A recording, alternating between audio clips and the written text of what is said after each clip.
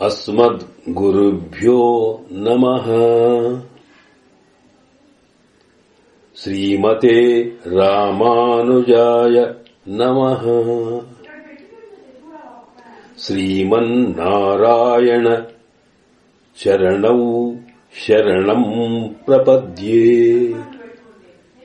శ్రీమతే నారాయణాయ నమః.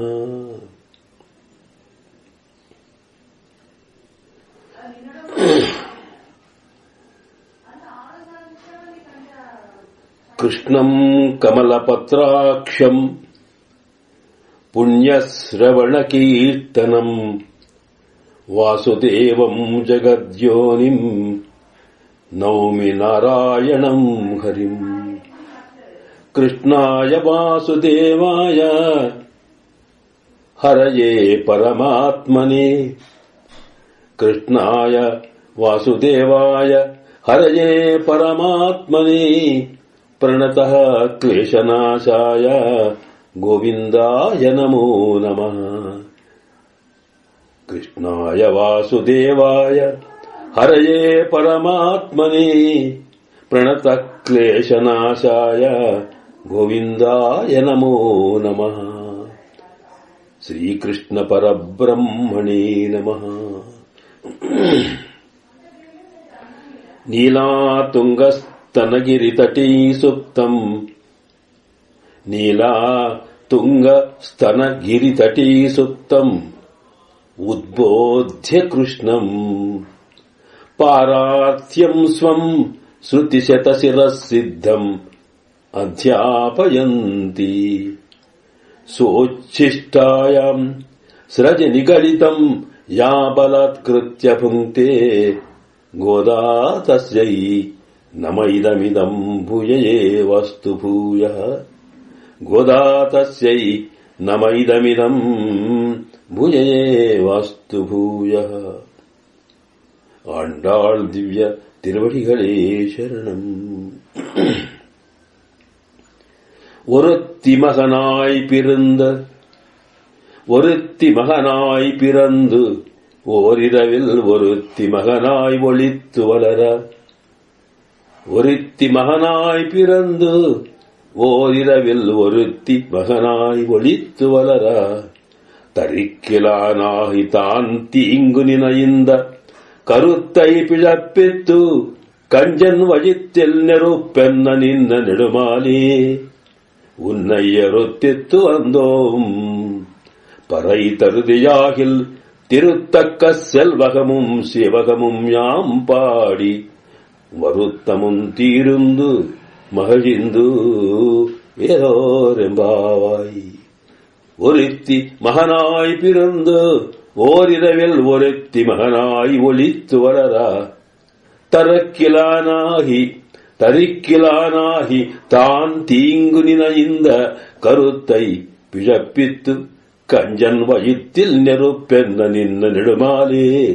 உன்னை அறுத்தித்து வந்தோம் பறை தருதியாகில் திருத்தக்க செல்வகமும் சேவகமும் யாம் பாடி வருத்தமும் தீருந்து மகிழ்ந்தேலோரெம்பாவாய். ஆண்டாள் திவ்ய திருவடிகளே శరణం. సమస్త పరివారాయ సర్వ దివ్యమంగళ విగ్రహాయ శ్రీభూనీళా సహితాయ శ్రీమతే నారాయణాయ నమః.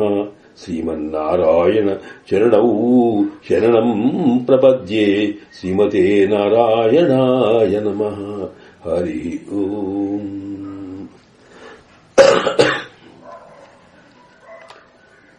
పరమ పూజ్య భాగవతోత్తములారా,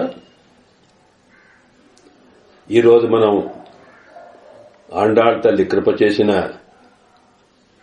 తిరుప్పావై దివ్య ప్రబంధంలో 25వ పాసురం యొక్క వైభవాన్ని విశేషాల్ని సేవించబోతున్నాం. ఇందులో ఆండాళ్ తల్లి గోపికల శ్రీసూక్తిగా కృష్ణ భగవాను యొక్క అవతార రహస్యాన్ని విప్పుతూ మనకు అందజేస్తూ ఉన్నది. గోపికలు కృష్ణ భగవాను సింహాసనం మీదికి వేంచేయమని ప్రార్థించిన తరువాత కృష్ణ భగవానుడు తానే స్వయంగా ఆ సింహాసనం మీద వేంచేసి ఉండడం జరిగింది.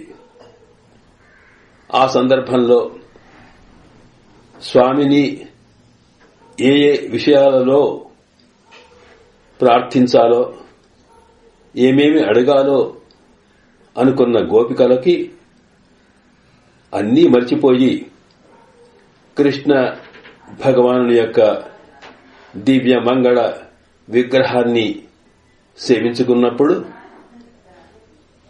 ఆయన ఆశ్రిత రక్షణ కోసం తను నమ్ముకున్న వాళ్లను రక్షించడం కోసం తాను వివిధ అవతారాల్లో ఎన్నెన్ని రకాల శ్రమలు పడ్డాడో, వాటికి ఏమాత్రమైన శుభాన్ని పలకడమో, వాటికి పరిహారాన్ని చూడడమో, లేక ఆ స్వామికి కలిగిన బాధను తొలగించడం కోసం ప్రయత్నం చేయడమో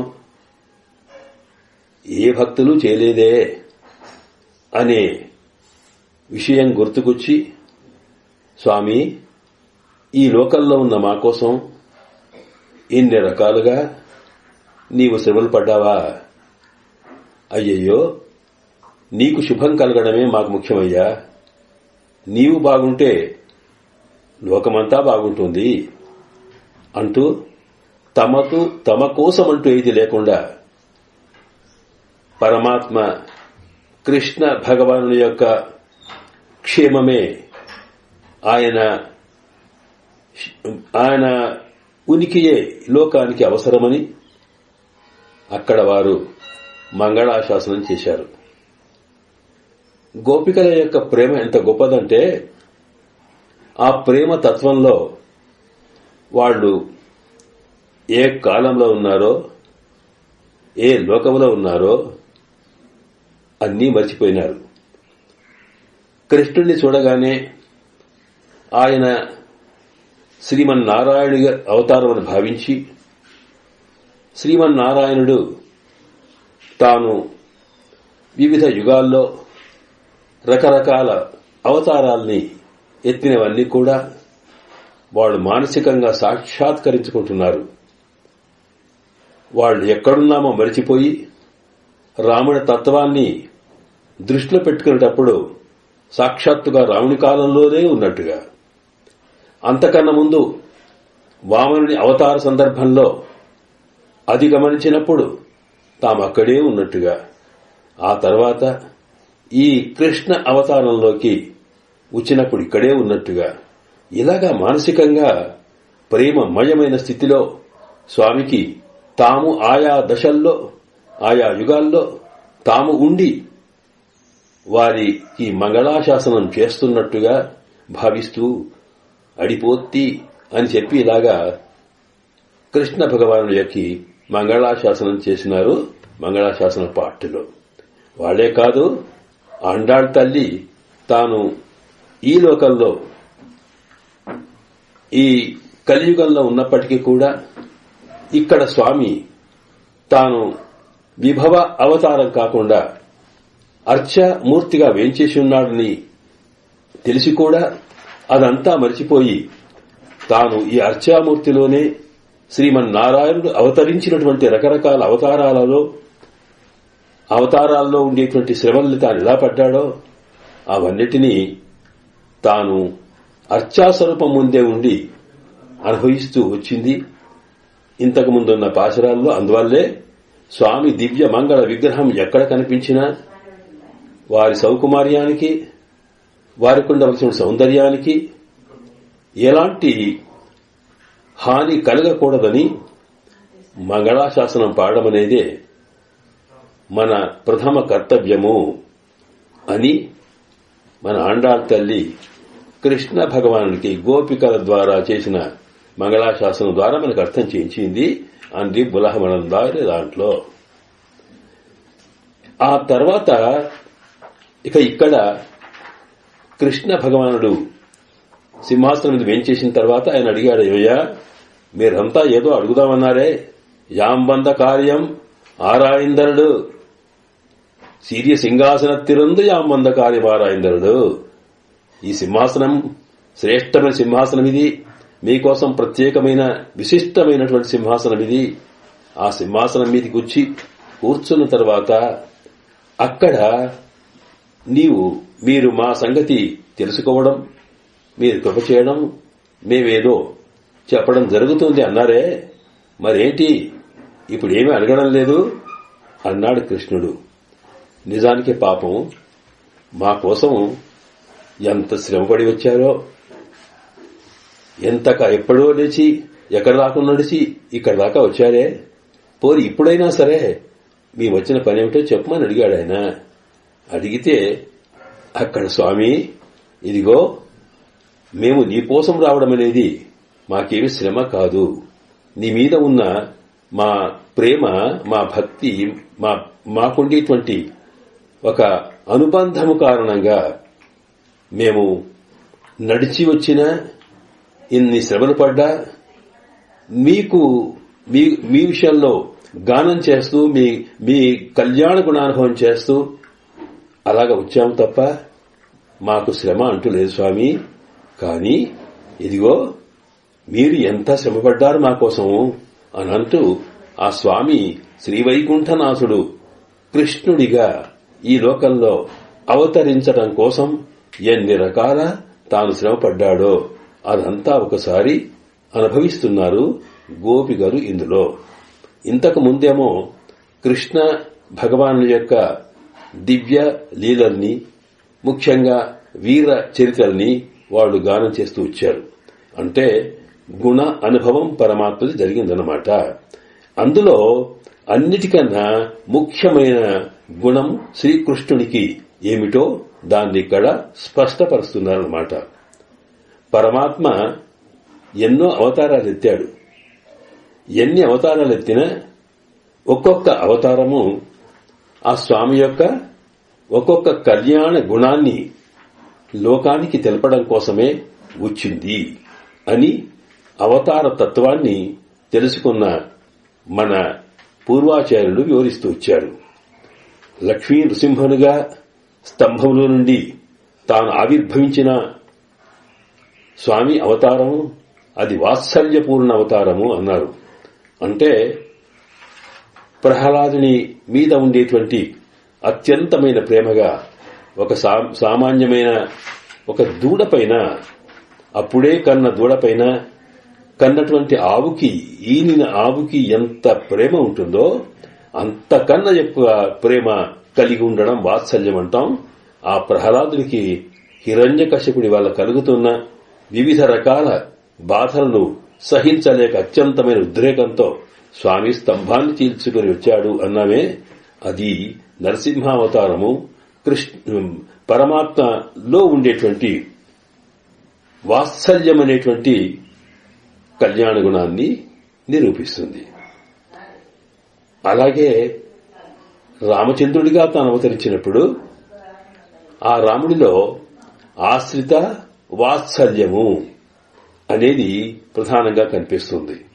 అంటే తనను ఎవరు ఆశ్రయిస్తారో, రామా నీవు తప్ప నాకు మరొక గతి లేదయ్యా అంటూ ఒక్కసారి స్వామిని ప్రార్థిస్తే చాలు, తాను అభయం సర్వభూతేభ్యో దదామి అన్నాడే.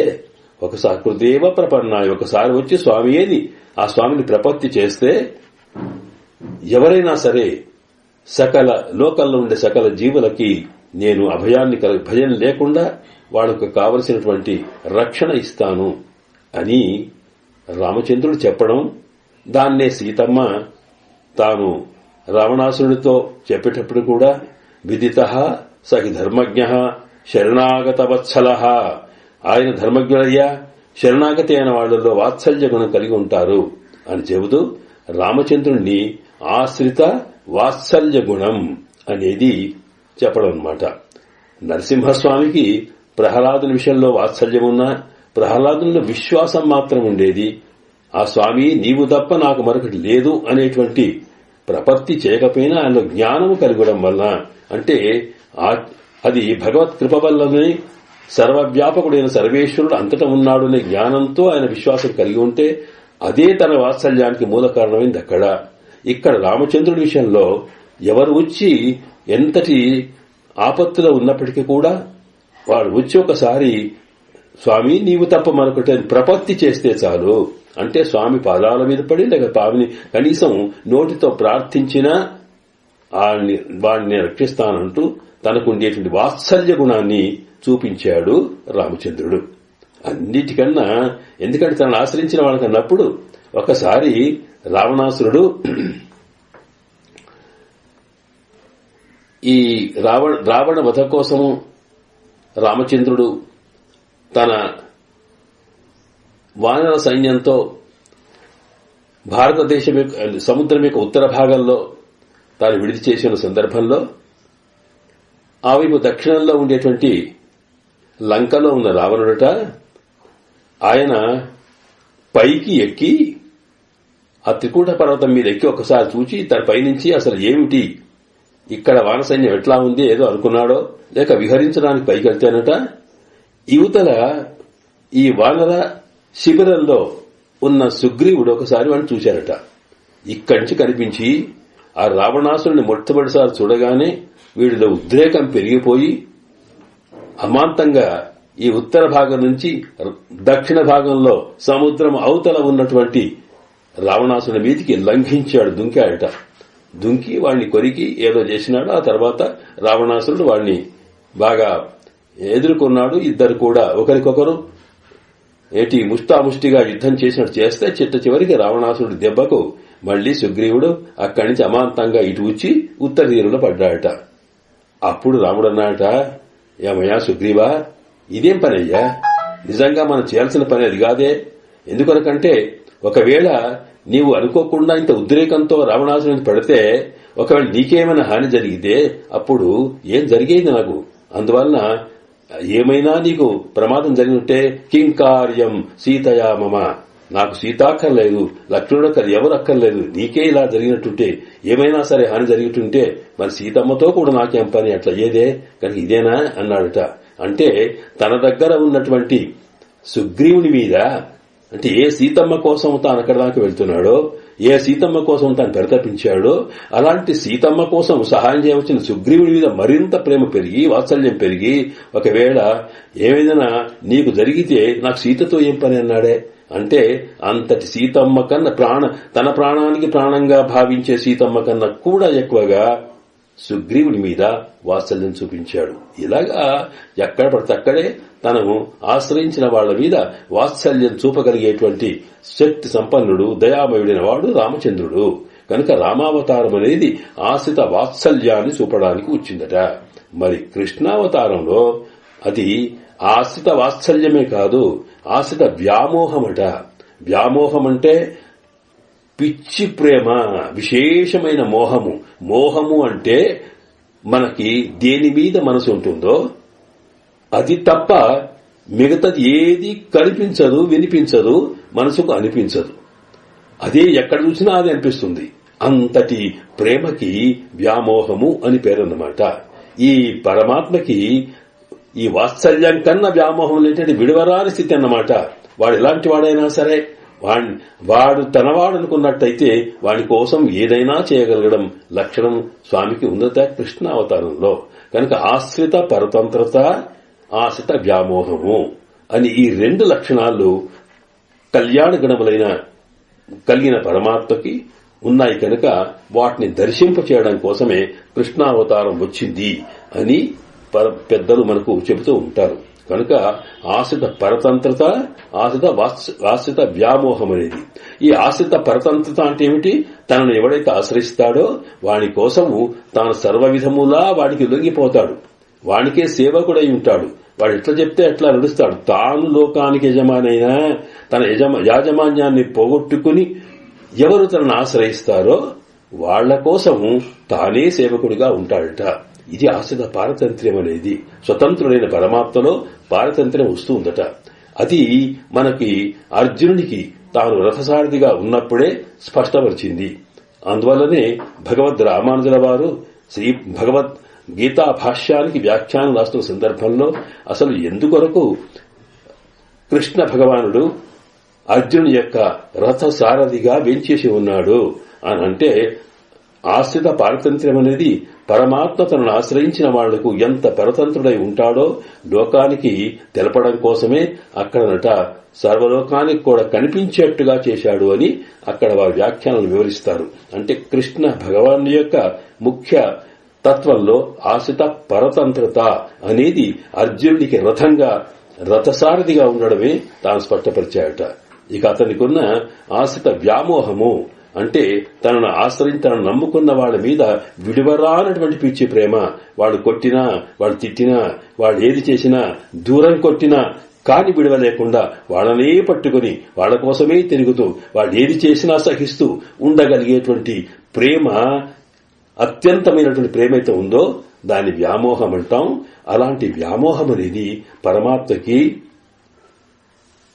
ఉంటుంది అని చెప్పడం కోసం కృష్ణావతారం గోపికల విషయంలో చూపించాయట. కనుక రేపల్లెలో ఉన్న గోపికల మీదికి తాను దగ్గరికి వెళ్లి వాళ్లతో ఆడుతూ పాడుతూ ఎన్ని కార్యక్రమాలు చేశాడో అవన్నీ కూడా ఆశ్రిత వ్యామోహం వల్ల కలిగిందన్నమాట. కనుక ఇక్కడ ఈ ఆశ్రిత వ్యామోహము, ఆశ్రిత పారతంత్ర్యము అనేటువంటి రెండు లక్షణాల్ని చూపగలిగేదే కృష్ణ అవతారము. కనుక ఈ కృష్ణ అవతారం ఎందుకొచ్చింది, దీని వైభవం ఏమిటో అనేదాన్ని మనకు ఒరిత్తి మహనాయ్ అనే పాశురంలో వివరించడం కోసం ఆండాళ్ తల్లి గోపికల ద్వారా మనకి భగవద్ అవతార రహస్యాన్ని విప్పిందన్నమాట.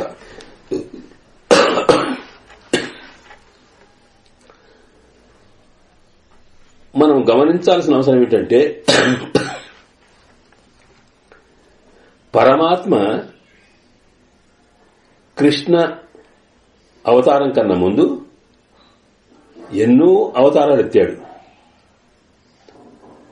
మత్స్య కూర్మ వరాహశ్చ అని ఎన్నో మనకు తెలిసిన 10 అవతారాలే కాదు, భాగవతంలో ఆయన అవతారాలన్నీ వర్ణిస్తారు. అంశావతారాలు, ఆవేశావతారాలు, పూర్ణావతారాలు, ఇలాగ ఎన్నో. అసలు ఎన్ని నామాలో, ఎన్ని కళ్యాణ గుణములు, అన్ని అవతారాలు ఉన్నాయి ఆయనకి. కనుక ఇన్ని అవతారాలు ఎత్తినప్పుడు కూడా ఎక్కడ కూడా ఎప్పుడు కూడా తాను ఎందుకు అవతరించాడు, ఏమిటి తన తత్వం అనేది వివరించలేదు. రామచంద్రుడికి అవతరించిన నీవు పరమాత్మ అన్నా ఆత్మానమ్మ అనుషమ్మన్యే అని, నేను మనిషినయ్యా నన్నెందుకు ఇలా చెప్తారు అని అంటూ పోయినాడు తప్ప, సాక్షాత్తుగా జజ్ఞే విష్ణు సనాతన అని వాల్మీకుల వారు చెప్పినట్టుగా విష్ణువు సాక్షాత్తుగా అవతరించినాడు అనేది లోకానికి తెలియకుండా నడిచినాడు ఆయన. మరి కృష్ణావతారానికి వచ్చేటప్పటికీ అక్కడ తన అవతార రహస్యాన్ని విప్పాడు.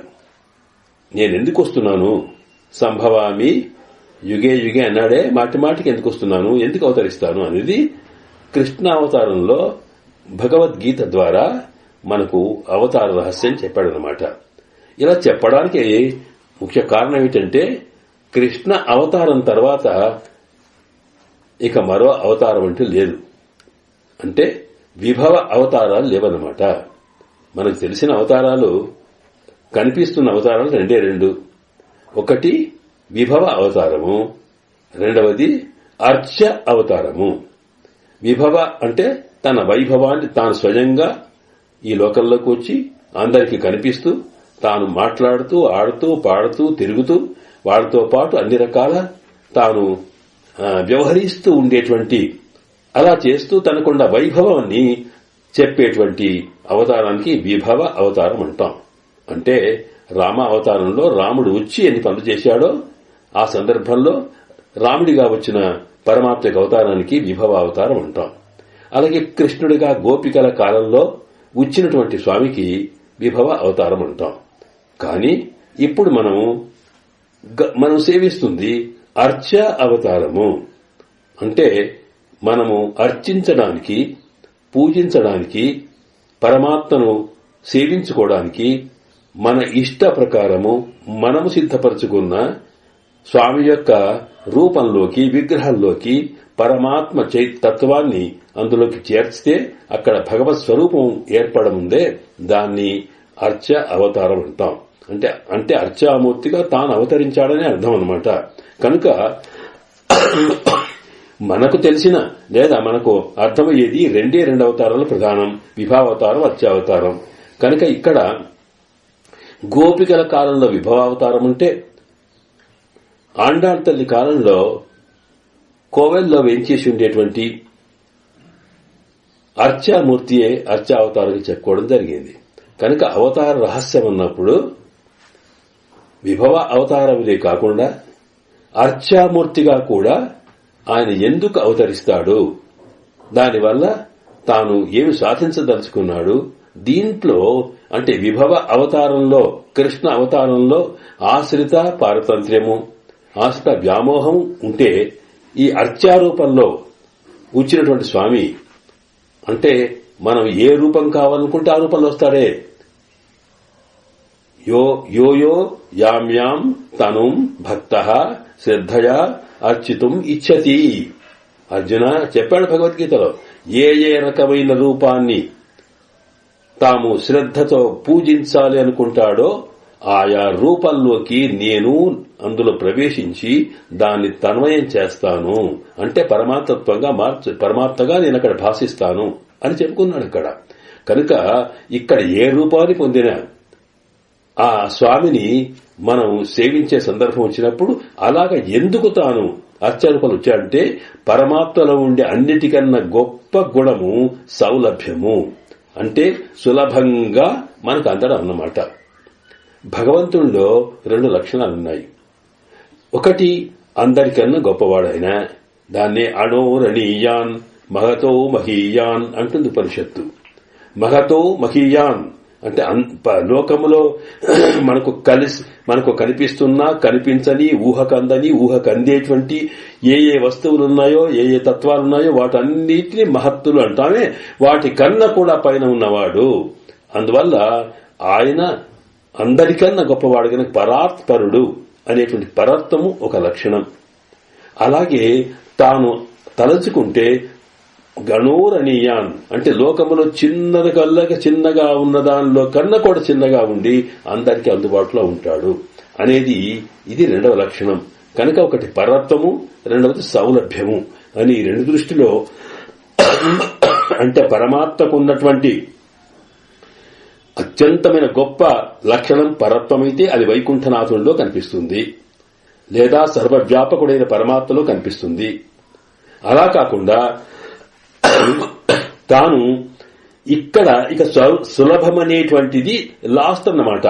ఎంత సులభం అంటే చిన్నదానికన్నా చిన్నగా, అంటే ఎంత ఎవరికైనా సరే పనికిరాని సామాన్యమైన పురుగుకు కూడా దొరకగలిగేటి పరమాత్మ తత్వం ఏదో ఉందో అది సౌలభ్యం అంటాం.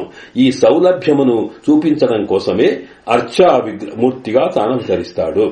కృష్ణుడులో రాముడి కన్నా సులభతత్వం ఉన్నప్పటికీ అంతకన్నా సులభంగా ఇక్కడ మనకు అర్చా స్వరూపంలో కనిపిస్తుందన్నమాట.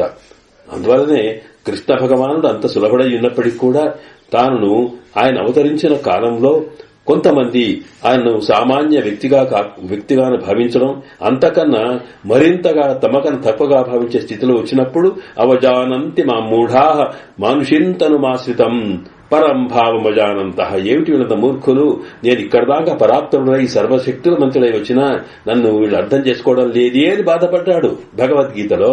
కానీ ఇక్కడ ఆ మాత్రం కూడా బాధ లేదు. ఉలుకడు పలుకడు ఏమీ మాట్లాడు అర్చారూపంలో. నువ్వు లేవమంటలే, ఎక్కడ పెడితే అక్కడ ఉంటాడు, ఏది పెడితే అది తింటాడు, లేకపోతే లేదు. అలాగా చూస్తూ ఉండేటువంటి తత్వం కనుక అంత సులభం. కనుక పరమాత్మ ఎవరికి సులభము, వైకుంఠంలో ఉండేవాడు ఎంత పరాత్పరుడో వారిని నమ్ముకున్న వాడికి, వాని కోసం త్యాగం చేసేవాడికి నీవే తప్పన మరొకటి లేదని వాడిని అత్యంతంగా ప్రేమించే వాళ్ల కోసము తాను అత్యంత పరతంత్రుడై ఎక్కడ పడితే అక్కడ దొరకగలిగేటువంటి స్థితి కలవాడట. అందువల్ల అర్చా రూపంలో ఉన్నటువంటి స్వామి యొక్క రహస్యం ఏమిటంటే అత్యంత సులభంగా అందడం. ఎందుకు అర్చారూపంలో అవతరించాడు అనేది కూడా అవతార రహస్యం అన్నమాట. అంటే ఇక్కడ మనకి భగవద్గీతలో భగవద్గీత పరమాత్మను సామాన్యమైన మనము జీవులము పరమాత్మను పొందడానికి ఏ ఏ మార్గాలు శాస్త్రాలు చెప్పాయో, ఉపనిషత్తులు చెప్పాయో వాటిని కృష్ణ భగవానుడు తాను ఆచార్య రూపంలో అర్జునుడికి బోధిస్తాడు. తనను పొందగలిగే మార్గాలేమిటి అని. అంటే అవన్నీ తాను ఉపనిషత్తులు చెప్పినవే. అందువలన మనకి భగవద్గీత ప్రతి అధ్యాయం చివరిలో భగవద్గీతాసు ఉపనిషత్సు బ్రహ్మ విద్యాయాం అని రాసి ఉంటుంది. అంటే భగవంతుని చేత గానం చేయబడినవి ఏమిటి అంటే ఉపనిషత్తులే. ఆ ఉపనిషత్తులో చెప్పబడిన బ్రహ్మ విద్య అంటే బ్రహ్మను పరమాత్మను పొందగలిగేటువంటి మార్గము అన్నమాట. ఆ తత్వాన్ని, ఆ ఉపాసనను ఎలా చేయాలో చెప్పేదే భగవద్గీత. కనుక భగవద్గీతలో ఎన్నో మార్గాలు చూపించాడు పరమాత్మను పొందడానికి. అందులో మొట్టమొదట కర్మయోగం అని చూపించాడు. ఆ కర్మయోగం అంటే మనము చేసే కర్మ ద్వారా, మనము చేసే ఏ పని చేస్తామో తద్వారానే పరమాత్మను పొందే మార్గం అన్నమాట.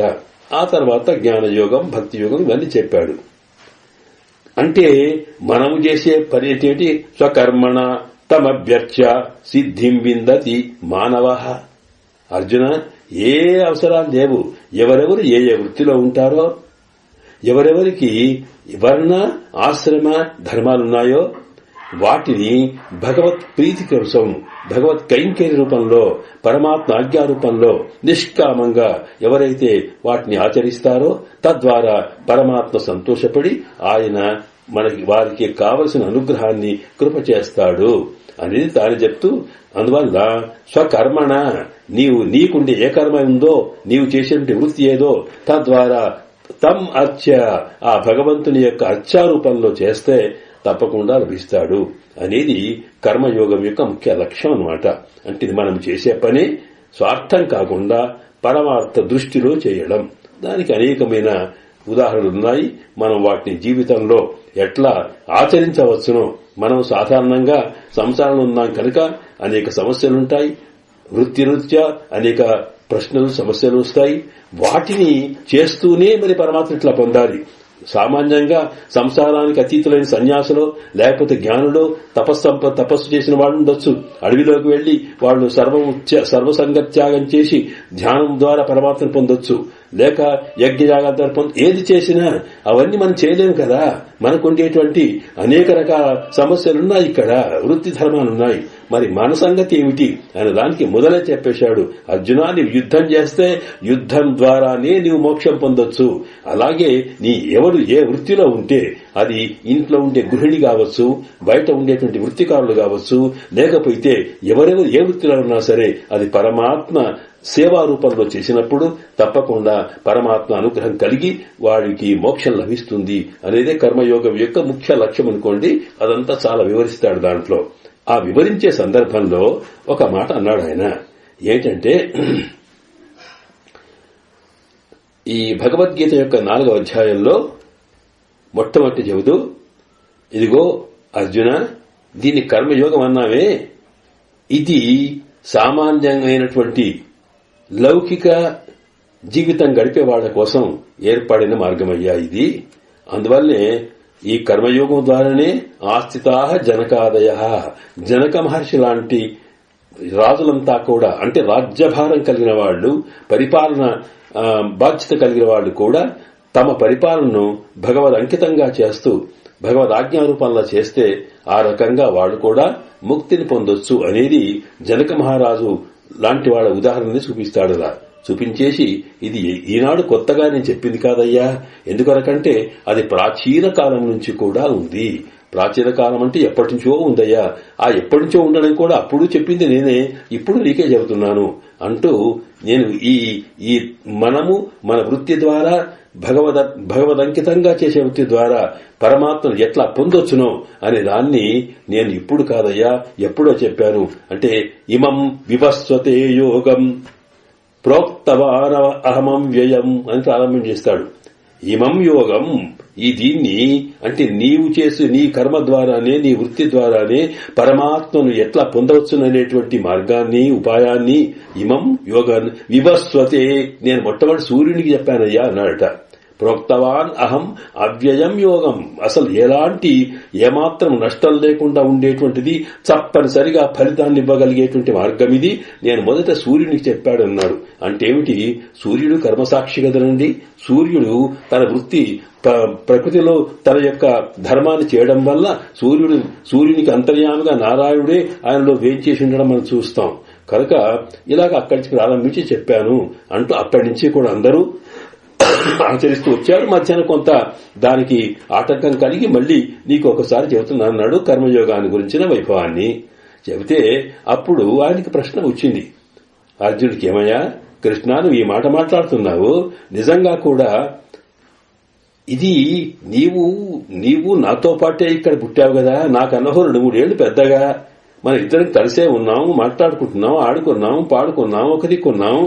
ఇలాగా ఇన్ని రకాల ఉన్న మనమేమిటి, ఇప్పుడుండడమేమిటి, అసలు ఎప్పటివాడు సూర్యుడు ఎక్కడా, సృష్టికాలం నుంచే ఉన్నటువంటి వాడు, ఆ సూర్యుడికి నువ్వు చెప్పడం ఏమిటయ్యా అని అడుగుతూ, నిజంగా కృష్ణ వాస్తవం చెబుతున్నావా లేకపోతే మరొక విధంగా ఆలోచిస్తున్నావా అన్నట్టుగా ముఖం పెట్టి అడిగాడట అర్జునుడు.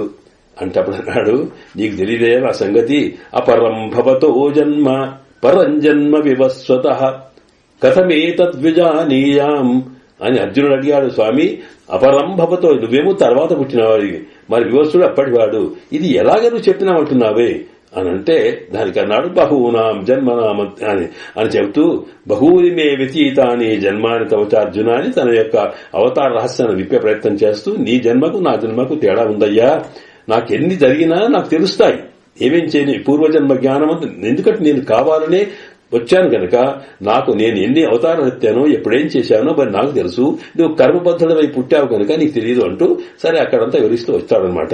ఆ వచ్చేటప్పుడు తన అవతారం యొక్క రహస్యం విప్పాడు. అక్కడ అంటే ఇక్కడ ఏమిటంటే, ఇది కావాలని కానీ పరమాత్మ సంకల్పంతో తాను ఎందుకు ఈ లోకంలో అవతరిస్తున్నాడో, ఆ అవతరించేటువంటి కారణమేమిటో ఈ అర్జునుడి ద్వారా లోకానికంతా తెలవడం కోసం తాను అవతార రహస్యం ప్రవేట్టాడనమాట.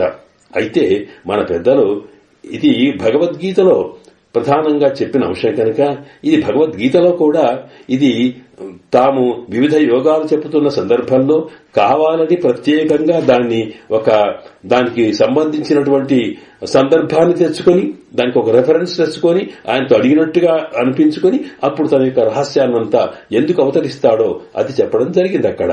అంటే లోకానికి తెలియాలి పరమాత్మ అని అందువల్ల ఆయన అడిగాడు, ఈయన చెప్పాడనమాట. ఇలా ఎందుకు చెప్పాడు అన్నప్పుడు ఇది అవతార రహస్య జ్ఞానం అంటాం. అంటే ఇక్కడ పరమాత్మను పొందడానికి కర్మయోగం ఎలా ఉపాయమో, జ్ఞానయోగం ఎలా ఉపాయమో, భక్తి యోగం ఎలాగా మార్గమో, ప్రపత్తి ఎలా మార్గము, అలాగే పరమాత్మ యొక్క అవతార రహస్యం తెలుసుకోవడం కూడా మోక్షానికి మార్గం అని అందులో చెప్పడం కోసం ఇలాగే చెప్పి ఉంటాడు అని మన దానికి కృష్ణ భగవానుడి యొక్క హృదయాన్ని అర్థం చేసుకున్నటువంటి మహాత్ములు వివరించిన మాట. ఎందుకనకంటే ఇది భగవద్గీత యోగ శాస్త్రం. యోగం అంటే ఉపాయము, యోగం అంటే కలయిక. ఎలాగా పరమాత్మను ఆత్మ కలవడానికి ఉపాయంగా చెప్పినటువంటి మార్గాలన్నీ చెప్పేటువంటి ఈ దివ్య ఉపదేశంలో ఈ ఉపదేశంలో తాము అవతార రహస్యం చెప్పాడంటే అవతార రహస్యం కూడా పరమాత్మను పొందడానికి ఒక ఉపయోగమే, అది ఒక మార్గమే అనేది సిద్ధాంతీకరించారు. కనుక ఆ పరమాత్మ ఎందుకు అవతరించాడని చెబుతూ అందువల్ల దీనికి విశేషాన్ని చెప్పారు. అక్కడ ఏమిటంటే ఈ స్వామి ఎందుకు అవతరించాడు అన్నప్పుడు, పరిత్రాణాయ సాధూనాం వినాశాయ దుష్కృతాం ధర్మ సంస్థాపనార్థాయ సంభవామి యుగే యుగే అనే ఈ శ్లోకాన్ని మనం మాటి మాటికి అనుభవిస్తుంటాం, దాన్ని ఉచ్చరిస్తుంటాం, అందరికి తెలిసిన శ్లోకం ఇది. కానీ ఇందులో అద్భుతమైనటువంటి ఒక తత్వము, ముఖ్యమైన సారాంశాన్ని గ్రహించడానికి ప్రయత్నించారు భగవద్ రామానుజుల వారు. దానికి ఎందరో వ్యాఖ్యానాలు రాసినా వాస్తవానికి ఈ పరిత్రాణాయ సాధూనాను అనేటువంటి దాంట్లో పరమాత్మ తాను ఎందుకు ఈ లోకంలో అవతరిస్తాడు అవతరించడం అంటే మరొక అంశం గుర్తుంచుకోవాలి. అవతరించడం అంటే కనిపించకుండా ఉండేటువంటి పరమాత్మ తానొక రూపాన్ని పట్టుకుని మనకు కనిపించడం అనమాట. అంటే అవతరించడం అంటే దిగి రావడం అనమాటనండి. దిగడం అంటే ఏమన్నమాట, ఒక ఉన్నత స్థాయిలో ఉన్నవాడికి, అంటే సామాన్యంగా ఒక పై స్థాయిలో ఉన్నవాడు తనను తాను తక్కువ చేసుకుని చిన్నవాడితో కలవడానికి వచ్చాడనుకోండి, అంటే తన స్థాయి నుండి దిగి వచ్చాడనమాట. ఈ దిగి రావడం అంటే కాస్త పొజిషన్ తక్కువ చేసుకోవడం. అలాగే సర్వాంతర్యామి సర్వవ్యాపకుడైన సర్వేశ్వరుడు ఆయన ఏమిటంటే అపరిమితమైనటువంటి అనంత స్వరూపమైన పరమాత్మ తానొక రూపంగా మార్చుకొని తనను తాను కుదించుకుని తాను చిన్నగా మన కోసం తయారై పరిమితమైన రూపంలో రావడం అనేది దిగి రావడం అనమాట. దాన్నే మనం అవతారం అంటాం. అవతరించడం అంటే కమింగ్ డౌన్, కిందికి రావడం అనమాట ఇది. అందువల్ల ఇక్కడ ఎందుకు వచ్చాడు అంటే మన రూపంలో మనకు అందుబాటులో ఉండడం కోసం. ఆయన యో యథామాం ప్రపద్యంతే తాను తథైవ భజామి అన్నాడు భగవద్గీతలో. ఎవరెవరు ఏ రకంగా నన్ను ఆశ్రయిస్తే అలాగే నేను వచ్చి చేరతా అన్నాడు అనమాట. కనుక మనకు అందుబాటులో ఉండడం కోసం, మన కంటికి కనిపించడం కోసం, మనకు ఉపయోగంగా ఉండడం కోసం తాను ఆ రూపాన్ని ధరించాడు. లేకపోతే అర్జునుడికి విశ్వరూపం చూపించాడు. ఆ విశ్వరూపం చూపిస్తే ఏమర్థమవుతుంది, ఎక్కడ అర్థమవుతుంది, ఏం కనిపించాడు. కనుక తేనైవ రూపేణ చతుర్భుజేన స్వామి నాకు ఎంత అక్కర్లేదు, నీ రూపం నాకు కంటికి కనిపిస్తూ నాతో తిరిగిన రూపం ఉందే అది చాలయ్యా, ఇదంతా నాకెందుకు అన్నాడు అర్జునుడు. ఎందుకంటే మనం చూడలేము కనుక అంతటి విశ్వవ్యాప్తమైనటువంటి పరమ చైతన్య స్వరూపమైన పరమాత్మ సర్వజ్ఞుడు సర్వేశ్వరుడైనటువంటి వాడు ఏమీ తెలియని వాడిలాగా సామాన్యుడిలాగా తాను ఇక్కడ అవతరించడం అనేది ఏం చేశాడు ఇక్కడ. కనుక దీన్ని అవతరించడం అంటాం. కనుక ఇలా అవతరిస్తుంటే ఎందుకు వచ్చాడు అన్నప్పుడు ఆ శ్లోకంలో చెబితే అక్కడ 3 లక్షణాలు చెప్పాడు. ఒకటి పరిత్రాణాయ సాధూనాం వినాశాయ దుష్కృతాం ధర్మ సంస్థాపనార్థాయ అని. అంటప్పటికీ చాలా మందిని సరే దుష్ట శిష్ట రక్షణ కోసం పరమాత్మ ఈ లోకంలో అవతరిస్తాడు, ధర్మ సంస్థాపన కోసం చెప్పుకుంటాం. అయితే ఆ శ్లోకంలో ఒక్కొక్క మాటలో ఎంతో అర్థం కలిగి ఉంది. ఇక్కడ అవన్నిటిని మనం వివరించుకునే సమయం లేదు కనుక ముఖ్యంగా దాంట్లోని రహస్యాన్ని భగవద్ రామానుజుల వారు ఎట్లా విప్పారు అది చూస్తే అప్పుడు అవతార రహస్యం మనకి ఇక్కడ ఆండాళ్ తల్లి ఈ పాసరంలో ఎట్లా చూపించింది తెలుస్తుంది. ఇక్కడ ఏమిటంటే 3 పనులు చూపించారు అక్కడ. ఒకటి సాధు పరిత్రాణం, సాధువులను రక్షించడం. రెండవది వినాశాయ దుష్కృతాం, చెడ్డ పనులు చేసేవాళ్ల వినాశం కోసం. ఆ తర్వాత ధర్మ సంస్థాపన, ధర్మానికి గ్లాని కలుగుతూ ఉంటే, ధర్మం హాని కలుగుతూ ఉంటే దాన్ని స్థాపించడం. ఈ 3 పనులు చేయడానికి ఆయన వచ్చాడు అంటున్నాం మనం. ఈ శ్లోకంలో ఒక్కొక్క శబ్దానికి ఒక్కొక్క విశేషం ఉంది. అక్కడ పరిత్రాణాయ అన్నామనుకోండి, త్రాణం అంటే రక్షించడం. రక్షించడం కోసం వచ్చాడు సరిపోదా, దాని పరి అనేది దాని ఉపసర్గ అంటాం. ఆ పరి అనే వర్డ్ అది ఎందుకు చేర్చారు, దాని విశేషం ఏమిటి. అలాగే అక్కడే కాదు, వినాశాయ నాశం అన్నాం అనుకోండి, ఆ నాశం అనేది నాశనం చేస్తే అంటే నాశనం చేస్తాడు, నశింపచేస్తాడు అనుకుంటే సరిపోదు కదా. వి అనేది ఒకటి ఎక్స్ట్రా ఉంది అక్కడ. ఏమిటి దాని విశేషము. వినాశాయ ధర్మ సంస్థాపనాయ, స్థాపన అంటే సరిపోయింది, సమ్ ఎక్స్ట్రా ఉంది కనుక ఈ ఎక్స్ట్రా ఉన్నటువంటి వీటిని ఉపసర్గలు అంటారు శాస్త్ర సంస్కృతంలో. ఆ వాటికి విశేషమైన అర్థం ఉండి వాటి నుంచి మనం అర్థం చేసుకుంటే ఆయన మనసులో ఉండే అర్థం ఏమిటో తెలుస్తుంది అంటూ ఈ 3 ప్రధానంగా కృష్ణ అవతార రహస్యంలో ప్రధానం ఏమిటంటే ఆయన అవతరించింది దుష్ట శిక్షణ కోసం కాదు, ధర్మ సంస్థాపన కోసం కాదు, సాధు రక్షణ కోసమే అనేది భగవద్ రామానుజుల వారు గీతా భాష్యంలో వివరిస్తారు. ఎందుకు, దాని మీద అర్థం ఏమిటి అన్నప్పుడు, ధర్మ సంస్థాపన చేయాలంటే అంటే ధర్మం అంటే శాస్త్రమైన విషయం, పరమాత్మత్వాన్ని లోకానికి అందించి ఆధ్యాత్మిక తత్వాన్ని నిలబెట్టడం, ధర్మస్వరూపుడైన పరమాత్మ ఉన్నాడు అని ఆయన వివరాలు చెప్పడం, ఆధ్యాత్మికమైన జ్ఞానాన్ని అందించడం, ఇవన్నీ అంటే నాస్తికవాదం నుంచి దూరం చేసి పరమాత్మ అస్తిత్వాన్ని నిలబెట్టడమే ధర్మ సంస్థాపన. మరి అది ఆ కృష్ణుడు దానికోసం పరమాత్మ రావాల్సిన అవసరం ఏమిటండి? ఇక్కడ అవతరించినటువంటి మహాత్ములున్నారు, జ్ఞానులున్నారు, ఆచార్యులున్నారు, మఠాధిపతులున్నారు, వీళ్ళంతా చేస్తారు. దానికోసం పరమాత్మ రావాల్సిన అవసరం ఏం లేదు. కనుక అందుకోసం వచ్చాడు ఆయన. ఆలోచించారు స్వామి. మరి ఏమిటి దుష్ట శిక్షణ చేయడానికి ఇక్కడ దాకా రావాలా?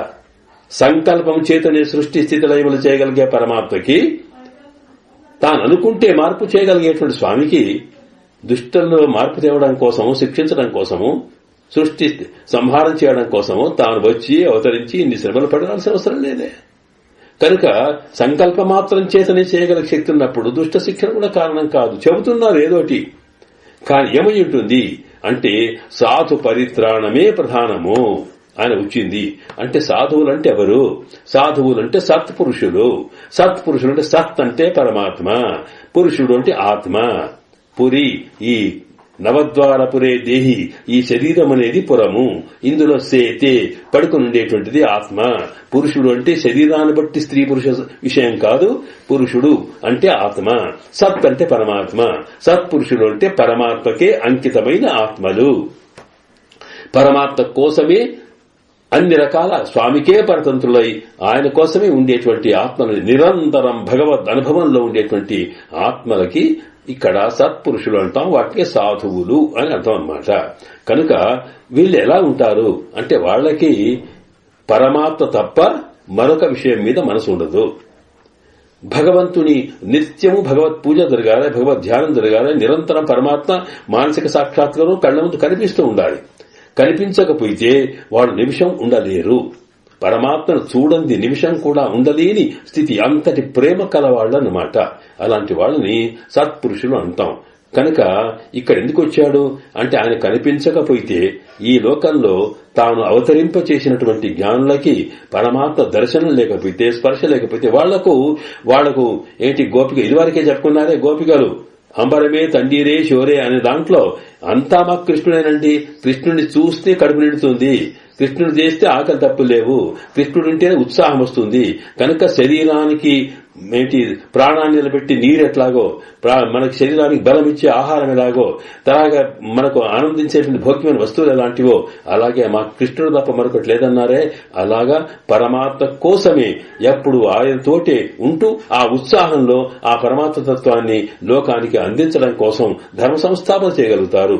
కనుక అలాంటి వాళ్ళు క్షణము కూడా కనిపించకపోతే ఉండలేని వాళ్ళ కోసం, స్వామిని ఒకసారి కనిపించమని తప్పించే వాళ్ళ కోసం తాను అప్పుడప్పుడు వచ్చి కనిపిస్తూ ఉంటాడనమాట. అంటే మానసిక సాక్షాత్కారం కలిగినా తాను కళ్ల ముందు కూడా ఆడుతూ పాడుతూ ఉంటే ఒకసారి ఆనందంతో ఉత్సాహంతో వీళ్ళంతా కూడా మళ్లీ లోకంలో ధర్మ సంస్థాపన చేయగలుగుతారు. గనక వాళ్ల ప్రాణం నిలబెట్టడం కోసమే సాధు పరిత్రాణము. అందువల్ల త్రాణం అంటే వట్టిగా శరీరం రక్షించడం త్రాణము, పరిత్రాణం అంటే ఎప్పటికీ కూడా వాళ్ళ ప్రాణం నిలబెట్ట పరమాత్మ మీదనే ఆధారపడ్డ వాళ్ళు, పరమాత్మ కోసమే జీవించేవాళ్లు, బ్రతకడం కోసం తాను కనిపించడం. నువ్వు కనిపించకపోతే బతకలేను అంటామే. ఎప్పుడంటాం మనం? ఎవరి మీదైతే ప్రేమ ఎక్కువగా ఉంటుందో ఆ ప్రేమ ఉన్నవాడిని నువ్వు కనిపించదు, నేను నిమిషం కూడా బతికేట్లేడు అంటామే, నిన్ను విడిచి ఉండలేని స్థితి అంటామే. దాన్నే పరమాభక్తి అంటాం. అంతటి పరమాభక్తి కలిగినటువంటి ఎవరైతే భక్తులు ఉంటారో అలాంటి వాళ్ల కోసం తాను అప్పుడప్పుడు కనిపించడం కోసం అవతరిస్తాడు అని భగవద్ రామానుజుల వారు ముఖ్యంగా 3 లక్షణాలు చూపించినప్పటికీ దాంట్లో సాధు పరిత్రాణమే ప్రధానమైంది అనేది నిర్ణయిస్తారన్నమాట. కనుక ఇక్కడ ఎప్పుడు వచ్చినప్పటికీ కూడా తాను రాముడిగా అవతరించినా ఎవరిగా అవతరించినా ఇవన్నీ చేస్తాడు. మరి దుష్ట శిక్షణ ఏమిటి అన్నప్పుడు సరే వచ్చినాడు కనుక తాను దుష్ట శిక్షణ చేయడం తప్పేం లేదు. ఎందుకంటే సాధు పరిత్రాణం విచారించబడతాయి. రాముడు అడవికి వెళ్లిన తర్వాత ఋషులు తపస్సంపన్నులైనప్పుడు వాళ్ళు తపస్సు చేసుకుంటూ ఉంటే రాక్షసులు బాధేస్తూ ఉంటే మరి వాళ్ళను రక్షించాలనుకున్నప్పుడు ఏం చేయాలి? ఆ రాక్షస వద్ద జరిగి తీరాలి, అయితేనే కదా వీళ్ళ రక్షణ. కనుక సాధువులను రక్షించడం, ఋషులను రక్షించడం అనేది ముఖ్యమైన భాగంగా పెట్టుకుని దానికి అంగంగా దానికి సబ్సిడీగా తాను రాక్షస వధ చేసినాడే. దాన్నే మన భగవద్ రామానుజుల వారు వ్యాఖ్యానం చేస్తూ అంటారు, ఇదిగో ఒక పొలం పండించే రైతున్నాడు అనుకోండి, ఆ పండించేటువంటి రైతు పొలం దేనికి పండిస్తాడు అంటే దాంట్లో ధాన్యం పెరిగి చక్కగా మంచి వరి పెరగాలనే ఉద్దేశంతో కదా బాగా పండిస్తాడు. కానీ దాంతో పాటు అవునన్నా కాదన్నా పక్కకన్ని పనికిరానటువంటి మొక్కలన్నీ పెరుగుతూ ఉంటాయి. దాని కలుపులు అంటాం మనం. కలుపు తీయడం అంటామే, అంటే వీటితో కలిసి ఉంటాయి. అవి వీళ్ళు ధాన్యం విత్తనాలు వేసి పెట్టింది కాదు, సహజంగానే అలా పుడతాయి. అవి పుట్టినప్పుడు వాటి వల్ల ఈ అసలు వరి పెరగకుండా వీటికి హాని కలిగే అవకాశం ఉన్నప్పుడు వీటిని పెంచడం కోసం రైతు ఏం చేస్తాడు, ఆ పక్కన ఉన్న పనికిరానటువంటి మొక్కలన్నీ తీసేస్తాడే. కనుక ఆ తీసేయడం అనేది వాటిని తీయడం అనే ఉద్దేశం కాదు, వీటిని పెంచడం అనే ఉద్దేశం కొరకు ఎలా చేస్తామో అట్లాగే పరమాత్మ కూడా పెద్ద రైతు అండి. ఆ రైతు ఈ పొలాలు ఇక్కడ ఉందేంటి, ఇదం శరీరం కౌంతేయ క్షేత్రమిత్య విధీయతే. మన శరీరమే ఒక పొలం అండి, ఈ ప్రపంచం ఒక పొలం. ఈ శరీరాన్ని మళ్ళు దీంట్లో ఆత్మలని బీజాలు పెట్టాడు. దీన్ని ఈ బీజం పెంచి పరమాత్మకి తగినట్టుగా అంటే ఏ రైతైతే తాను పెంచినటువంటి పంటను తాను అనుభవించడం కోసం, తాను తినడం కోసం, తన కోసం ఎలాగ ప్రయత్నం చేస్తాడో పరమాత్మ కూడా ఈ శరీరాన్ని ఇవ్వడం, ఇందులో ఆత్మల్ని ఉంచడం, దీన్ని జ్ఞానాన్ని చెప్పడం, వీటి పెంచడం, ఇవన్నీ కూడా దేనికోసం అంటే ఈ ఆత్మ తనదిగా మారడం కోసమట. అలాంటి స్థితి వచ్చినప్పుడు దీనికి ఆటంకం కలిగించేటువంటి దుష్టతత్వాలుంటే వాటి తొలగిస్తాడు. కనుక అవతారంలో సాధు పరిరక్షణే ప్రధానమైంది. పక్కకున్నటువంటి మొక్కలు తీయడం అనేది అది దాని లక్షణము. ఎప్పుడైతే సాధువులు రక్షింపబడతారో వాళ్ల ద్వారా ధర్మాన్ని లోకానికి అందిస్తాడు. కనుక ఇది అని దానికి అర్థం వ్యాఖ్యానం చేశారన్నమాట. కనుక అవతార రహస్యం అన్నప్పుడు ఎందుకు పరమాత్మ అవతరిస్తాడు ఇక్కడ అనేది జ్ఞానులైన భగవద్ రామానుజుల వారు చెప్పారు. అయితే ఈ సాధువులు, ఈ సత్పురుషులు ఎవరు అంటే పరమాత్మకే అంకితమైన వాళ్లు. ఎవరు ప్రధానంగా మనకు తెలిసినటువంటి చరిత్రలో అందరికన్నా గొప్పగా, అందరికన్నా పరమాత్మ కోసమే అంకితమైనటువంటి జీవులు గోపికలు. కనుక కృష్ణ అవతారం దేనికోసం వచ్చింది అంటే గోపికల కోసం వచ్చిందనమాట. ఇది తాను చెప్పదలుచుకున్నది. ఎందుకంటే వాళ్లకు కృష్ణుడు తప్ప మరొకటి లేదు. ఇక్కడ మనకొక కృష్ణ భగవాన్ సంకల్పానికి గోపికలకు ఉండే భక్తిని చూపించేటువంటి భక్తి గ్రంథాల్లో గోపికా తత్వాన్ని చెప్పేటువంటి దాంట్లో ఒక కథ రాసి ఉంది. లోకంలో అందరికన్నా బాగా భక్తి కలవాడెవరు అనే ప్రశ్న వచ్చినప్పుడు సామాన్యంగా ఎవరు చెప్పుకున్నా నారద మహర్షిని ముందు చెప్పుకుంటాం. ఎందుకంటే నిరంతరం భగవన్నామస్మరణ చేస్తూ భగవద్ ధ్యానంలోనే ఉంటున్నటువంటి దేవఋషి ఆయన. కనుక నారదుణ్ణి మించిన భక్తి కలవారు, పరమాత్మ మీద ప్రేమ కలవారు లేరు అనే సిద్ధాంతం మనకు తెలుసు. అటువంటి నారదునికి కూడా ఒక్కొక్కసారి అనిపించిందట, నా అంతటి భక్తుడు ఎవరున్నారు కృష్ణుని మీద. నారదుల వారు అన్ని యుగాల్లో కనిపిస్తూనే ఉంటారు. కనుక నా అంత భక్తులు ఎవరు అనిపించిందంటే, గర్వం రావడానికి వ్యక్తికి ఏదైనా కారణం కావచ్చు. మనిషికి సంపత్తు బాగా పెరిగితే గర్వం రావచ్చు, జ్ఞానం బాగా పెరిగితే నా అంతటి పండితుడు లేడు అనుకోవచ్చు, బలం పెరిగితే అనుకోవచ్చు. ఇలాగ భక్తి కూడా అంతేనండి. భక్తిలో సాధారణంగా అంటామే, ఏమండి మీరు ఎంతసేపు పూజ చేస్తారు అడిగాడు ఒక ఆయన. ఏమి లేదండి, నేను 5 నిమిషాలు చేస్తాను. అయ్యో ఇంతేనా, నేను రోజు 3 గంటలకు తక్కువ చెయ్య అంటాడు. అంటే పూజ చేయడంలో కూడా తన యొక్క గొప్పతనం, గర్వం అన్నమాట. భక్తిలో కూడా నిరంతరంగా ఉండేదాన్ని. అది ఎందుకు జరుగుతుందంటే ఒక్కొక్కసారి ఆ ప్రకృతి సహజంగా మనసు వస్తుందట. నారదునికి ఆ మాట వచ్చింది. కృష్ణుని దగ్గరికి ద్వాపరికి వస్తూ వెళ్లేటప్పటికీ ఆయన మనసులో ఒక ఆలోచన వచ్చిందట, నిజంగా నేనే కదా మొత్తం నిరంతర భక్తిలో ఉన్నాను అని. పరమాత్మ సర్వాంతర్యామి కనుక ప్రతి హృదయంలో వెంచేసి ఉండేవాడు కనుక వాడికి మనసులో ఏదనుకున్నా వాడికి అర్థమైపోతుంది. లోకానికి తెలియదు కానీ వాడికి తెలుస్తుంది అనుకున్నాడు కృష్ణుడు. ఓహో నారదలా వస్తున్నావా అంటే, నీ అంత భక్తుడు మనకు లేడా అని అనుకున్నాడట. అనుకొని ఈయనకు ఎక్కడ గర్వం ఉంటే ఎంతటి వాడైనా వాటిని తొలగించే ప్రయత్నం చేస్తాడు పరమాత్మ. ఎందుకంటే తనవాడు తన వస్తువు చెడిపోతూ ఉంటే ఒకవేళ తాను దాన్ని పట్టించుకోకపోతే తప్పు తనదవుతుంది. అందువల్ల ఇంతటి భక్తుడైన నారదునికి ఈ భావన కలిగిందా, ఇది తొలగించాలనుకున్నాడట. అనుకొని ఒకసారి నారదుడు వెళ్లేటప్పటికీ అక్కడ తాను అక్కడికి వెళ్ళాడు. వెళ్ళేటప్పటికీ ఆ ద్వారకలో తన ఇంట్లో కృష్ణుడు బాగా కప్పుకొని పడుకున్నాడట. ఏమైంది ఏమైంది ఏమైంది కృష్ణ కృష్ణ కృష్ణ అని అన్నాడు నారదుడు.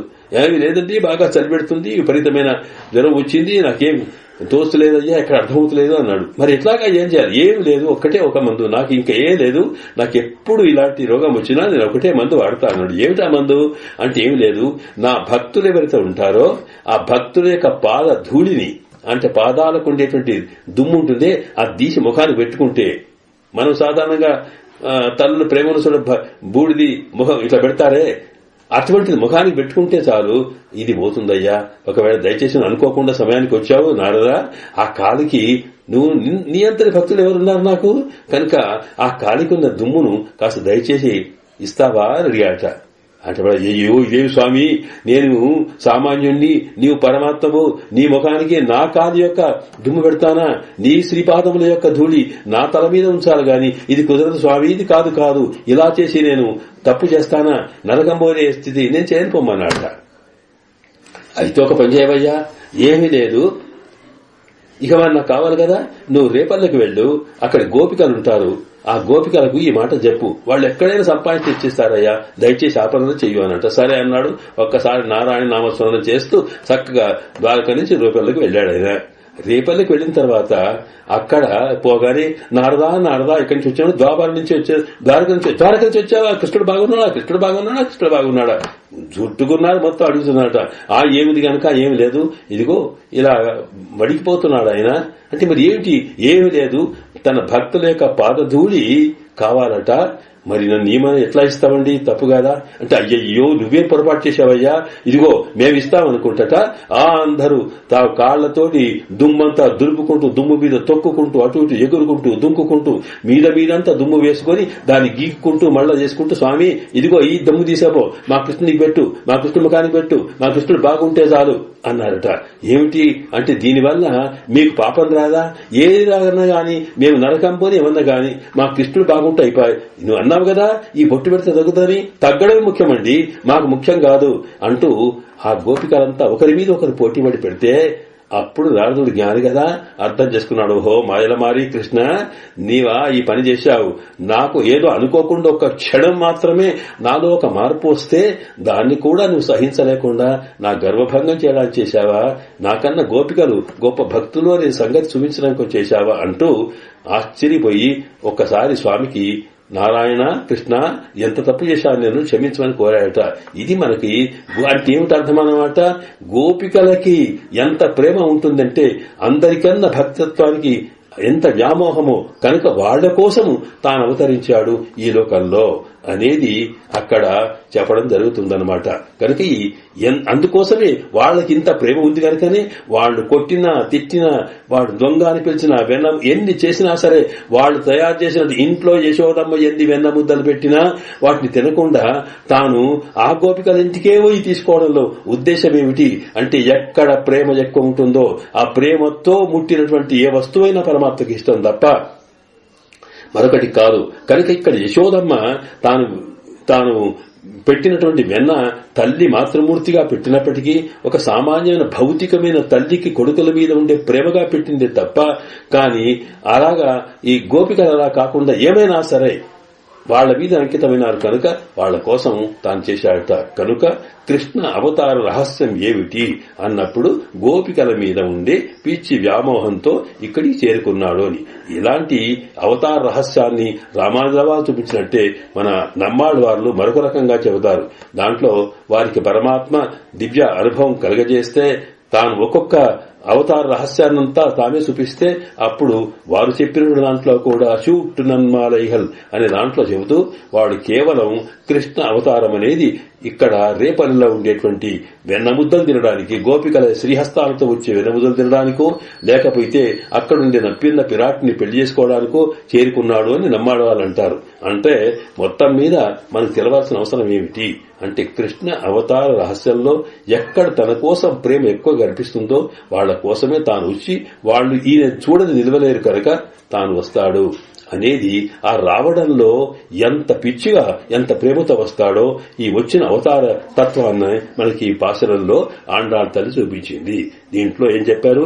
ఒరుత్తి మగనాయి పిరందు ఓరిరవెల్ ఒరుత్తి మగనాయి ఒళిత్తు వలద தரிக்கலானாய் தாங்கிந்த கருத்தை பிழப்பித்து கஞ்சன்வயத்தில் நெருப்பென்ன நெடுமாலே உன்னை அறித்தித்து வந்தோம் பறை தருதியாகில் திருத்தக்க செல்வகமும் சிவகமும் யாம்பாடி வருத்தமுన్ తీరుందు మగజిందు అని మొట్టమొదట ఆ మొదటి 4 వాక్యాల దాకా కూడా స్వామి యొక్క అవతార 4-5 అవతారాల యొక్క తత్వం చెబుతున్నారన్నమాట. స్వామి ఎక్కడ వైకుంఠము, ఆ వైకుంఠం ఎక్కడ, ఆ వైకుంఠం నుంచి ఎక్కడికి వచ్చాడైనా పాలసముద్రంలోకి, అక్కడి నుంచి తాను మధురుడు కేశనారాయణ శ్రీమానని ఆకతో మధురాంపురీం అని చెప్పారే, మధురుడికి వచ్చాడు. ఆ మధురుడికి వచ్చి మరి మధురుడు ఒక నిమిషాన్ని ఉంటాడా? అక్కడ లేకుండా సాక్షాత్తుగా అదే రాత్రి అక్కడి నుంచి బయలుదేరాడైనా. వచ్చి ఎక్కడి నుంచి వచ్చాడు? ఆ నది ఆ వర్షాకాలంలో నది ఉప్పొంగుతున్నప్పటికీ కూడా యమునా నది దాన్ని దాటి అక్కడి నుంచి రేపల్లికి చేరుకున్నాడు. ఆ రేపల్లిలో యశోదమ్మ కొడుకుగా ఉండి ఆ తర్వాత గోపికలతో చేరుకున్నాడు. అంటే అవతరించిన ఆ సందర్భంలోనే తాను మధురలో ఉండకుండా ఎక్కడ ఉండకుండా తాను రేపల్లకే వచ్చి ఉండడంలో ఉద్దేశం ఏమిటంటే తాను వచ్చింది గోపికల కోసమే అనేది అర్థమవుతుందన్నమాట. అది ఎట్లా వచ్చాడు, అలా రావడానికి ఎన్ని శ్రమలు పడ్డాడు స్వామి అనేది ఇందులో చూపిస్తున్నారు. తాను వచ్చేట ఇక్కడికి మొట్టమొదట రాగానే ఏమిటి, తాను అవతరించింది మధురలో దేవకి వసుదేవులకి తాను కుమారుడిగా అవతరించాడట. అవతరించేటప్పుడు ప్రధానంగా దేవకీ దేవిని గురించి ఓరెత్తి మగనాయి ఒక ఆవిడకి తాను కొడుకై పుట్టాడట. కొడుకు అంటే ఏమిటి? అక్కడ ఒరుత్తి అంటే ఒక వ్యక్తికి ఆమె దేవకీదేవికి తాను కుమారుడిగా వచ్చావు స్వామి అన్నాడు. ఎందుకొరకు వచ్చాడు అంటే అంతకన్నా ముందు దేవకి వసుదేవులు పూర్వజన్మలో వాళ్ళు పరమాత్మను ఏమిటి స్వయంభవ మనువు యొక్క కాలంలో కూడా వీళ్ళు అక్కడ ఉండేవాడట. అప్పుడు పరమాత్మ ప్రార్థించి స్వామి వాళ్ళకి సంతానం లేకపోతే పరమాత్మ కోసం ప్రార్థించారట. ప్రార్థించేటప్పుడు అప్పుడు పృష్ణి సుతపుడు అనేటువంటి పేరట ఉన్నవాళ్లు కనుక అప్పుడు స్వామి సాక్షాత్కరిస్తే మాకు కుమారుడు నీలాంటి వాడే కావాలి అన్నప్పుడు నాలాంటి వాడు ఇంకొకడు ఉంటాడా, కనుక నేనే కుమారుని అవుతాను అనుకుంటూ ఆయనని పృష్ణి గర్భుడిగా అప్పుడు అవతరించాడని, ఆ తర్వాత వాళ్ళిద్దరు ఇక్కడ దేవకి వసుదేవులుగా అవతరిస్తే తాను ఇక్కడ కృష్ణుడిగా వస్తాడని, అంతకన్నా ముందు వాళ్ళు కశ్యపుడు అతిథిగా వస్తే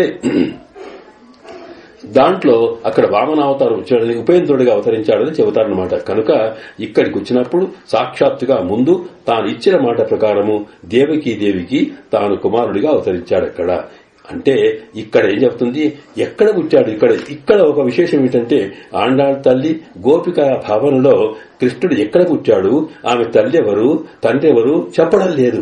ఎందుకొరకంటే ఏదైనా ఇప్పుడు రహస్యమే. ఎక్కడైనా ప్రతి చోట కూడా కంసుని యొక్క సహచరులే అక్కడ ఉన్నారు. ఏ పేరు చెప్తే ఎక్కడ ఏమవుతుందో స్వామికి అనుకొని ఆయన ఎక్కడుంటాడో ఎక్కడ పుడతాడో ఎవరు తల్లిలో చెప్పకుండా ఉండడం కోసం ఓరుత్తి అందట. ఒక ఆవిడే అన్నారు. ఎవరంటే ఎవరో ఒక ఆవిడే, ఆమెకు తల్లి అయింది అని, ఆయనకు తల్లి అయింది అని ఒక మాట చెప్పడం. వృత్తి అంటే ఆమె లాంటిది మరొకటి లేదు, అంతటి అద్వితీయం అనేది. ఎందుకంటే పరమాత్మ లాంటి వాడు మనకు లేడే. అతనికి ఏమిటంటే సదేవ సౌమ్య ఇదమగ్రాసే ఏకమేవ అద్వితీయం బ్రహ్మ ఒక్కడే మరొకడు లేడు అని అర్థం. ఎట్లాగో ఒకడు అద్వితీయుడైన పరమాత్మ తాను కొడుకుగా అవతరించినటువంటి తల్లి కూడా ఆమె అద్వితీయమట. అంటే ఆమెకు సాటి అయినటువంటిది అలాంటిది మరొక తల్లి లేనే లేదట. అంటే ఏమిటండి అలా లేకపోవడం ఏంటి? పరమాత్మ ఇది మొదలు కాదే. ఆయన ఇంతకు ముందు కూడా వామనావతారంలో ఉపేంద్రుడిగా తాను అదితికి జన్మించాడు. అలాగే రాముడిగా కౌసల్యమ్మకు తాను రామావతారం ఎత్తాడు. వీళ్ళంతా తల్లులే కదా పరమాత్మకి, మరి మరొకటి లేదంటారేమిటి అనే అర్థాన్ని చెప్పేటప్పుడు ఎందుకు లేరు అంటేనట, వాళ్ళంతా వచ్చినప్పుడు తాను ఉన్న రూపంలో రాలేదు. వామనుడిగా పుట్టాడు, రాముడిగా తాను అవతరించాడు తప్ప, మనిషిగా అవతరించాడు తప్ప సాక్షాత్తుగా ఇక్కడ ఏమిటి అంటే మొట్టమొదట తమద్భుతం బాలకం అంబుజాక్షణం అని ఆ శంఖచక్రాలు ప్రధాన పెట్టుకుని సాక్షాత్తుగా వైకుంఠంలో ఉండేటువంటి పరమాత్మ శంఖచక్ర పీతాంబరధారి అయిన వాడు తానే వచ్చి ఇలా సాక్షాత్తుగా పరమాత్మనే నీకు కొడుకా వస్తున్నాను అని చూపించి వచ్చాడే, ఆ పరమాత్మనే గర్భంలోకి చేరుకున్నట్టుగా తాను సాక్షాత్కరించాడు గనక ఈ తల్లి ఇతరులకు తాను పరమాత్మ వచ్చినప్పటికీ పరమాత్మ తత్వాన్ని చూపకుండా రూప వేరే మార్గాల్లో అంటే తాను ఒక బ్రహ్మచారిగానో లేకపోతే ఒక మనిషిగానో కనిపించాడు తప్ప సాక్షాత్తుగా పరమాత్మనే నా కొడుకు అన్న భావన అక్కడ కనిపించలేదు. కానీ ఇక్కడ మాత్రం ఈమె ఎంత అదృష్టవంతురాలంటే తానే కనిపించాట. అక్కడ ఆ కనిపించినటువంటి కనుక ఆమె వరుత్తి అంటే ఆమె వారు మనకు లేట, ఆమెకు మహానాయ్ అంటే కొడుకై పుట్టాటైనా కొడుకుగా రావడం అంటే కూడా మగనంటే కొడుకు తను చెప్పినట్టు వినట్టు ఉండేవాడనమాట. అంటే ఇక్కడ ఏం జరిగింది, నిజంగా రామావతారంలో రాముడు తాను తండ్రి మాట విన్నాడు. దశరథునిక పితృభక్తితో పాటు అడవి కుమ్మంటే పోయినాడాయన. కానీ ఎప్పుడు బాగా తెలిసిన సందర్భంలో పెళ్లైన తర్వాత యువరాజుగా కావలసినటువంటి వయసు వచ్చినప్పుడు ఆ రకంగా తండ్రంటెవరో తల్లంటెవరో మంచేమిటో చెడేమిటో తెలిసినటువంటి సందర్భంలో తాను తండ్రి మాట విన్నాడు. కానీ ఇక్కడేమిటి,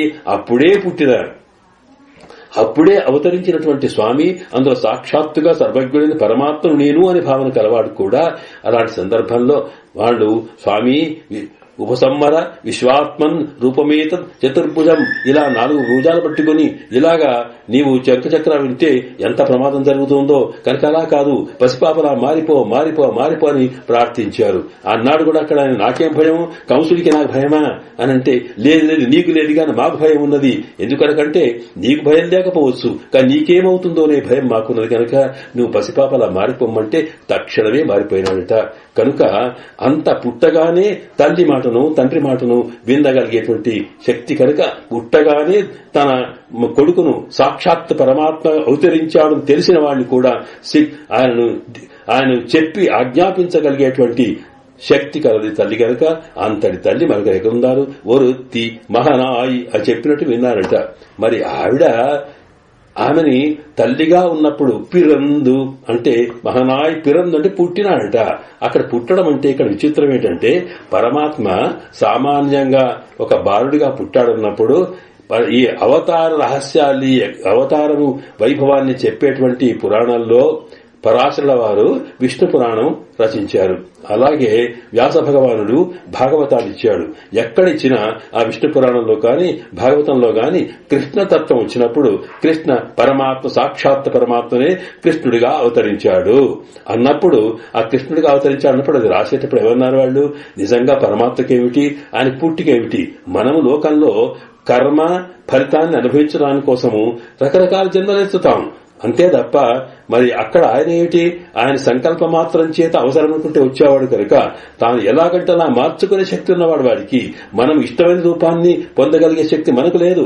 కానీ ఆయన అన్నాడే తనకు సంభవామి ఆత్మమాయ ప్రకృతి స్వామిధిష్టాయ అని భగవద్గీతలో చెప్పాడు. ఆత్మ మాయ అంటే నా సంకల్పం చేత నాకున్నటువంటి ఏ స్థితి కూడా ఏ శక్తి కూడా మారకుండా నేను లోకంలో అవతరిస్తాను అని చెప్పుకున్నాడు గనక సంకల్ప మాత్రం చేతని తన ఇష్టం వచ్చినట్టుగా రూపాన్ని మార్చుకోగలిగేటువంటి శక్తి కలిగిన పరమాత్మ ఏమిటి, ఈ గర్భంలో సామాన్యంగా పుట్టడం ఏమిటి కనుక ఆయన కళ్ల ముందు కనిపించాడు అని అనడం కోసం అవతార అని చెప్పేటప్పుడు దేవకీ పురుషంధ్యాయం ఆవిర్భూతం మహాత్మన అన్నాడు విష్ణు పురాణకర్త. ఎలాగా సూర్యుడు ఆకాశంలో తూర్పున ఉదయించినట్టు కనిపిస్తాడో అక్కడే ఉంటాడాయన, కనిపించేటప్పుడు ఉదయించినట్టు కనిపిస్తాడాయన. అలాగే ఇక్కడ కూడా ఆ కొడుకుగా కనిపించాడు తప్ప ఆయన ఆమె గర్భంలోకి చేరి మలినమైన పదార్థాల్లోకి స్పర్శ కలిగిన వాడు కాదు. అలా కావడానికి వీల్లేదు అన్నారు ఋషులు. ఎందుకంటే జ్ఞానం కలవాడు కనుక, పరమాత్మత్వం తెలిసిన వాడు కనుక. అలాగే వ్యాస భగవానుడు కూడా చంద్రుడు ఉదయించినట్టుగా ఉదయించాడన్నాడు. ఇలాగా వాడు సూర్యచంద్రుడితో పోల్చి చెప్పారే తప్ప సాక్షాత్తుగా పరమాత్మ గర్భంలోకి చేరుకొని మన సామాన్యమైన వ్యక్తుల్లాగా పుట్టాడని చెప్పలేదు. కానీ ఆళ్వార్లు అలా కాదు. ఆళ్వార్లు గాని అమ్మవారు అండాళ్ళ తల్లి గాని వాళ్ళేంటంటే పరమాత్మ యొక్క ప్రేమలో మునిగి తేలిన వారు. నిజంగా చూస్తే పరమాత్మ యొక్క ప్రేమ ఎప్పుడండి అంటే కృష్ణుడు అలా కాదు, అవతారం వచ్చినప్పుడు స్వామి సాక్షాత్తుగా మాతృమూర్తి యొక్క గర్భంలో చేరి అందులోనే 12 నెలలు అంటే సామాన్యంగా కర్మ ఫలితాన్ని అనుభవించడానికి వచ్చినటువంటి ఒక జీవి తాను మాతృగర్భంలో చేరిన తర్వాత 9 నెలలుగా అందులో నెమ్మదిగా పెరుగుతూ శరీరాన్ని పెంచుకుంటున్నటువంటి జీవి ఎన్ని రకాల అవస్థలు పడతాడో అన్ని రకాల అవస్థలు పడ్డాడు పరమాత్మ. అలాగా పుట్టడం అంటే అర్థం అది. అందువల్ల ఎందుకు పడ్డాడు అంటే ఇక్కడ ఏంటంటే మనం నిజంగా కూడా మనం కర్మ ఫలితంగా అనుభవిస్తేనట గర్భంలో ఉన్నప్పుడు ఇది గర్భ నరకం అంటాం. నరకంలో బాధల్లో అన్నిటికన్నా ముఖ్యమైనటువంటి గొప్ప నరకం గర్భ నరకమేనట. అంటే ఏమిటి? అది ఆ మాతృగర్భంలో ఎరుగు గదిలో ఉన్నట్టుగా ఉండడం, అలాగా తాను ప్రతిదానికి మూర్తిపై ఆధారపడడం, అవి ఏది తింటే అది కారం తింటే కారం, ఒడ్డు తింటే అన్ని కూడా ఒళ్ళంతా మండగలిగే స్థితి రావడం, కదలలేకపోవడం, కాళ్ళు చేతులు ముడుచుకొని కూర్చుండాల్సిన స్థితి వచ్చి అనేకమైనటువంటి మలిన పదార్థాల మధ్యన ఉన్నటువంటి ఆ గర్భంలో చేరినటువంటి శిశువు అనుకుంటుందట, స్వామి ఇక ఇక్కడికి నేను ఏం పాపాలు చేసుకున్నాను, నన్ను ఇలా పుట్టించావు, కానీ ఇక నేను మళ్లీ లోకంలోకి వెళ్ళినాక ఇక ఇది చెయ్యను అని గర్భంలో ఉండే శిశువే జ్ఞానం కలిగి శరణాగతి చేస్తుందని మన శాస్త్రాలు చెబుతున్నాయి. అంతటి మలినమైనటువంటి స్థితిలో మనం మన కర్మ ఫలితాన్ని అనుభవించడం కోసం పుట్టేటువంటి మనుషుల్లాగానే ఆయన కూడా సకల సంకల్పం కలిగిన స్వామి కూడా దేవకీదేవి యొక్క హృదయ గర్భంలో తాను చేరాడు అని ఇక్కడ ఆళ్వార్ల యొక్క శ్రీసూక్తి, అమ్మవారి యొక్క శ్రీసూక్తి అన్నమాట. ఎందుకంటే లేకపోతే ఇంకా ప్రేమ కనుక ఎందుకు చేరాడనంటే సామాన్యంగా కర్మ ఫలితాన్ని అనుభవించడం కోసం మనం ఎన్ని కష్టాలు పడ్డామో ఆయన కృపా ఫలితంగా అంటే మన మీద ఉండే దయ వల్ల తాను అన్ని రకాల శ్రమలు పడైనా సరే తాను అందులో వచ్చాడట. ఎందుకు అట్లా వచ్చినాడు అంటే అసలు దేవకీదేవి కోరుకున్నదేమిటి? స్వామి నీవు కుమారుడిగా నాకు కావాలి అని ప్రార్థించింది. కుమారుడిగా కావాలంటే ఏదో కనిపించి పైనుంచి ఉంటే కుదరదే. సామాన్యంగా కన్న తల్లికి ఆ తర్వాత ఎవరినో తెచ్చుకొని పెంచిన తల్లికి అడాప్టెడ్స్ అని ఉంటాడే వాడికి తేడా కనిపిస్తుంది కదా. తాను స్వయంగా తాను అనుభవించిన లక్షణం కావాలి. మాతృమూర్తికి తాను సంతానం కాబోతున్నదన్నప్పుడు కలిగేటువంటి మానసికమైన ఆనందం, ఉత్సాహం ఏదైతే ఉంటుందో దాన్ని అనుభవింపచేసినప్పుడే తాను కొడుకుగా తల్లికి చేసే మేలు అన్నమాట, లేక సంతానంగా చేసే మేలు అది కలిగించాలి. మరి కలిగించకపోతే ఏమిటనుకోని అది గర్భంలో ఉన్నప్పుడేనట.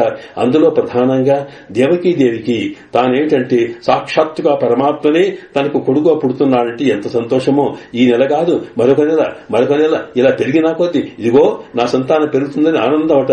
ఆ లోపట గర్భంలో తాను కదులుతూ ఉంటే కదిలినా కొత్తేహో పరమాత్మ కదులుతున్నావా అని ఆ పరమాత్మ ఎవరికి లేని అదృష్టం నాకు వచ్చింది. సాక్షాత్ భగవంతుడే నాకు కొడుకుగా పుడుతున్నాడని అలాగా భగవత్ తత్వాన్ని దృష్టిలో పెట్టుకుని దాంతో పాటు ఒక మాతృమూర్తి పొందేటువంటి గర్భవతి అయిన మాతృమూర్తి పొందేటువంటి ఆనందాన్నంతా కూడా ఆవిడికి ఇచ్చి పుట్టాడు కనుక. ఎందుకంటే అలా చేయకపోతే కుదరదు అని నిజంగా అట్లా చేయకపోతే ఆయన ఆశ్ర వాత్సల్యం ఏమిటి, ఆశ్ర వ్యామోహం ఏమిటి అన్నందుకొరకు వాళ్ళు ఇక్కడ ఋషులు చెప్పినట్టుగా ఆవిర్భూతం మహాత్మన కాదు పిరందు పుట్టినారన్నమాట. కనుక దీన్నే చూచే నమ్మాడు వాళ్ళంటారు, అయ్యో స్వామి ఏమిటయ్యా నీ వాత్సల్యము, ఇక్కడ పిరందవారం బడరందవారం పెరియభారతం కైసేదు అని నమ్మాడు వాళ్ళు తిరువాయిముజులు అంటారు. స్వామి ఆ పుట్టడం ఏమిటి, ఆ పెరగడం ఏమిటి, ఆ భారతం చేయడం ఏమిటి, ఎందుకైనా నీకే కర్మ, ఎన్ని అవస్థలు పడ్డావు, నీకోసం ఎవరి కోసము అంటే నిన్ను నమ్ముకున్న వాళ్ళ కోసం కదా అని ఒకసారి స్వామి యొక్క సౌలభ్యాన్ని, స్వామి యొక్క వ్యామోహాన్ని, స్వామి యొక్క ప్రేమను ఒకసారి మనసులో ధరించుకుని హాని మూర్ఛపడిపోయినారంటే నమ్మాడు వాళ్ళు. అంతటి స్థితి కనుక పిరందు అన్నది ఇక్కడ గోపికల మీద మన ఆండాళ్ తల్లి గోపికలు చెబుతున్నమాట. ఇక్కడ ఒరెత్తి మగనాయి పిరందు ఓదిరవిల్ ఒరెత్తి మగనాయి. పోని ఎక్కడ వచ్చినాడనే పుట్టాడంటే ఎప్పుడు రాత్రి. రాముడేమో చక్కగా పట్టపగలు మంచిగా మంచి ముహూర్తం చూసుకొని ఉచ్చస్తే గ్రహ పంచకే 5 గ్రహాలు కూడా బాగా మంచి స్థితిలో ఉన్నప్పుడు ముహూర్తం మంచిగా చూసుకొని పట్టపగలు సార్ అవతరించాడు దశరథుడు మహారాజు యొక్క రాజింట్లో. మరి ఈయన ఎక్కడ అవతరించాడు, ఎక్కడ తల్లిదండ్రులు జైల్లో ఉన్నారు, బంధింపబడి ఉన్నారు, రాత్రి పరతంతులై ఉన్నారు, అక్కడ వర్షం పడుతూ ఉన్నది, నదులు ఉప్పొంగుతున్నాయి, ప్రకృతి అంతా కూడా భీకరంగా కనిపిస్తూ ఉన్నది. ఆ స్థితి లోపల తాను పుట్టాడు. ఎక్కడ పుట్టాడు, ఆ ముహూర్తమైన ఎట్లా ఉంది అంటే సింహమాసే అస్తే పక్షే రోహిణ్యాం అస్తమీతిథౌ. ఏమిటండి ఎప్పుడైనా అష్టమి తిథి అంటే ఆ రోజు ప్రయాణం కూడా చేయడం మానుకుంటాం. ఆ తిథి లోపల అలాంటిది అష్టమిలో కట్ట పెట్టుకొని. రోహిణి అంటే ఆ రోహిణి నక్షత్రం అనేది మేనమామ గండం గనక అదెందుకు అనుకుంటాం. ఇలాగా రాత్రి ఎవరు, అది అర్ధరాత్రి అందరూ పడుకొని ఎవరు అందుబాటులో ఉండని స్థితి, వర్షాకాలము, ఇన్ని రకాలుగా మనకు ముహూర్తం అనేది రాముడితో పోల్చి చూసినప్పుడు ఎంత దుర్ముహూర్తమో, ఎంత ఇటువంటి స్థితిలో కూడా తాను వచ్చాడు. ఎందుకు అంటే ఇక్కడ తాను వచ్చింది ఎవరి కోసము? లోకంలో అంటే అన్నిటికన్నా పనికిరాని తిథి ఏదో దాంట్లోనే అవతరించాలని, అలాగే పనికిరాని సమయం ఏదో అక్కడే రావాలని, అలాగే రావడంలో ఉద్దేశం ఏంటి? లోకంలో సమాజంలో అందరికన్నా బడుగు వర్గాలు ఎవరితో ఉన్నారో పశువుల కోసం, దీనుల కోసం నేను రాబోతున్నాను అన్నట్టుగా సమయానికి పనికిరానటువంటి సమయంలో పుట్టాడు. రాత్రి చీకట్లో పుట్టాడు. ఇలాగా అంధకారాన్ని తొలగించి జ్ఞానాన్ని ఉపదేశం ద్వారా చేయడం కోసం వచ్చినట్టుగా తాను అవతరించాడు. అక్కడ ఆ రాత్రి వస్తే అక్కడ ఇచ్చేది ఎవరు, చేసేది ఎవరు? పాపం కనీసం మంత్రసారైన ఉందా? అది లేదు. పోని తల్లిదండ్రులు ఇంతటి సాక్షాత్తు పరమాత్మనే తనకు కుమారుడిగా అవతరించినప్పుడు ఆనందంలో ఏదైనా పంచుదామంటే అది ఉందా? అది లేదు. ఏమి లేని స్థితిలో వచ్చాడు స్వామి అని వచ్చిన వాడైనా కనీసం ఆ తాను కన్నటువంటి పసిపాపను దగ్గరికి తీసుకుని ఒక క్షణమైనా పాలిస్తే గాని మాతృమూర్తికి సంతోషం కలగదు. ఆ మాత్రం కూడా లేకుండా అమ్మ దగ్గర పాలు తాగకపోవడం కాదు, ఏడ్చే హక్కు కూడా లేదు. సామాన్యమైనటువంటి మనలాంటి వాళ్ళని జన్మిస్తే పుడితే కెవ్వుమని ఏడవగలిగే స్థితి అన్న మనకు ఉంటుంది. ఏడిస్తే కూడా కంసుడికి తెలుసుని చెప్పి నోరు మూయించే స్థితి వచ్చింది. ఏడవలేకపోయినాడు, పాలు తాగలేకపోయినాడు. ఏమిటండి ఆయన పుట్టింది అక్కడ? ఎందుకు వచ్చినాడు? ఎవరి కోసం వచ్చాడు అంటే తనను నమ్ముకున్న దేవకి వసుదేవులకు తనకు వాళ్లకు ఆనందం కలగచేయడం కోసం వచ్చాడు గనక ఇది ఆశ్రిత వ్యామోహము స్వామికి ఉండేది. అలా వచ్చావా స్వామి? వచ్చే ఆ రాత్రి ఏమి రాత్రిది? అటువంటి రాత్రో రాత్రి, ఒక రాత్రి కాదు, అక్క నిమిషం కూడా ఉండలేదే, రాత్రులో వెళ్ళిపోయినావు స్వామి అని అంటూ ఓరెత్తి మహనాయి పిరుందు ఓరిరవిల్, ఒక రాత్రిలో ఓరెత్తి మహానాయి ఒళిత్తు వల్ల అక్కడి సమాంతంగా వెళ్లి రేపల్లికి వెళ్తే రాత్రి పోయి చేరినాడు. అక్కడ చేరిన తర్వాత ఆవిడ పెంచుతుందట, ఆవిడనే తల్లిగా భావిస్తున్నాడు. అంటే అక్కడ తల్లిగా ఉన్నప్పుడు కూడా ఎట్లా పెరిగాడని ఒళిత్తు వలరా, అక్కడ కూడా ఎక్కడ చూసినా భయం భయంగా తాను ఎవరికి తెలియకుండా అందులో దాగి ఉండి తాను పెరుగుతూ ఉన్నాడట. ఏం కర్మ స్వామి, అందరి చేత కూడా నీవు సర్వాంతర్యామి ఉండి ఎక్కడ పడితే అక్కడే అందరినీ కూడా రక్షించగలిగిన స్వామి ఏమిటి? నీవు భయంతో లోపట బతికినట్టుగా. అంటే ఆయన భయం కాదు ప్రధానంగా, ఈ యశోదానందులు ఏమిటంటే కంసుని యొక్క ఈ పంపించే రాక్షస ప్రభుత్వం చూచినప్పుడు తాను ఎక్కడ పోకుండా రక్షిస్తూ ఉన్నారట. కదలనియరు మెదలనియరు, ఏమవుతుందో అని చూస్తూ ఉన్నారట. కనుక ఇలాగ ఒళిత్తువలరా అన్నారు. అంటే పరమాత్మ లోకంలో వచ్చేటప్పుడు మనకు కనిపించకుండా ఉన్నాడట, అంతర్యామిగా ఉన్నాడే. మన మనసులో ఉన్నాడు కానీ మనకు కనిపించడు, కనిపించకుండానే మనకు అన్ని పనులు చేస్తాడనమాట. అలాగే అర్చా స్వరూపంలో వెంచేసిన స్వామి కూడా తాను ఉరుకడు పలుకడు మాట్లాడాడు. మనం ఎన్ని చెప్పినా, మనం ఏది పెట్టినా, ఎలా నడిపించినా విగ్రహ రూపంలో ఉంటాడు తప్ప మనకు కావలసినవన్నీ ఇస్తూ ఉంటాడు. కనుక ఇంతటి స్వచ్ఛమైనటువంటి, ఇంతటి శక్తి సంపన్నుడు కూడా తాను దాగి బతకాల్సిన స్థితి ఎందుకు వచ్చింది అంటే ఉపనిషత్తులు చెప్పింది అంత ప్రవిష్ట శాస్త్ర జనానాగం సర్వాత్మ అని. ఆ లోపల ఉండి తానే అన్ని రకాలు చూస్తూ ఉంటాడట. లోపల ఉండి అన్ని చేస్తాడు గాని తన కళ్ల ముందు కనిపించడు. లోకంలో చూడండి, ఏమాత్రం చిన్న ఉపకారం చేసేవాడైనా సరే ఆ ఉపకారం చేసిన వాడు ఏం చేస్తాడు? చూశావు, నేను ఇట్లా చేశాను వాడి గురించి 10 మందికి చెప్పాలి, 10 మందిలో కనిపిస్తుంటాడు. మరి ఎన్ని రకాల పుట్టించి పెరిగించి సకలం ఇచ్చినటువంటి పరమాత్మ తాను కనిపించకుండా ఉన్నాడే. ఉండడమే కాదు, ఎప్పుడైనా మన పరమాత్మ అని పిలిచామనుకున్న ఆపత్తులో మళ్లీ వచ్చి తను రక్షిస్తాడు. ఇది అదనుకునే వ్యామోహమట. దానికి మనకు చిన్న కథ చెప్పుకున్నారు మన పురాణాల్లో. అక్కడ చెప్పేటప్పుడట ఇది ఎందుకు లోపల ఉన్నాడంటేనట, ఒక సామాన్యంగా ఒక వ్యక్తికి, ఒక తల్లికి 4 కొడుకులుంటే ఒకడికి పిచ్చిలేసిందట, కోపం తల్లి మీద. ఎందుకొరకంటే పెద్దవాడేమో బాగా తెలివిగలవాడైనాడు, వీడేమో చిన్నప్పుడు చెప్పితే వినలేదు, చదువుకోలేదు, పని చేయలేదు.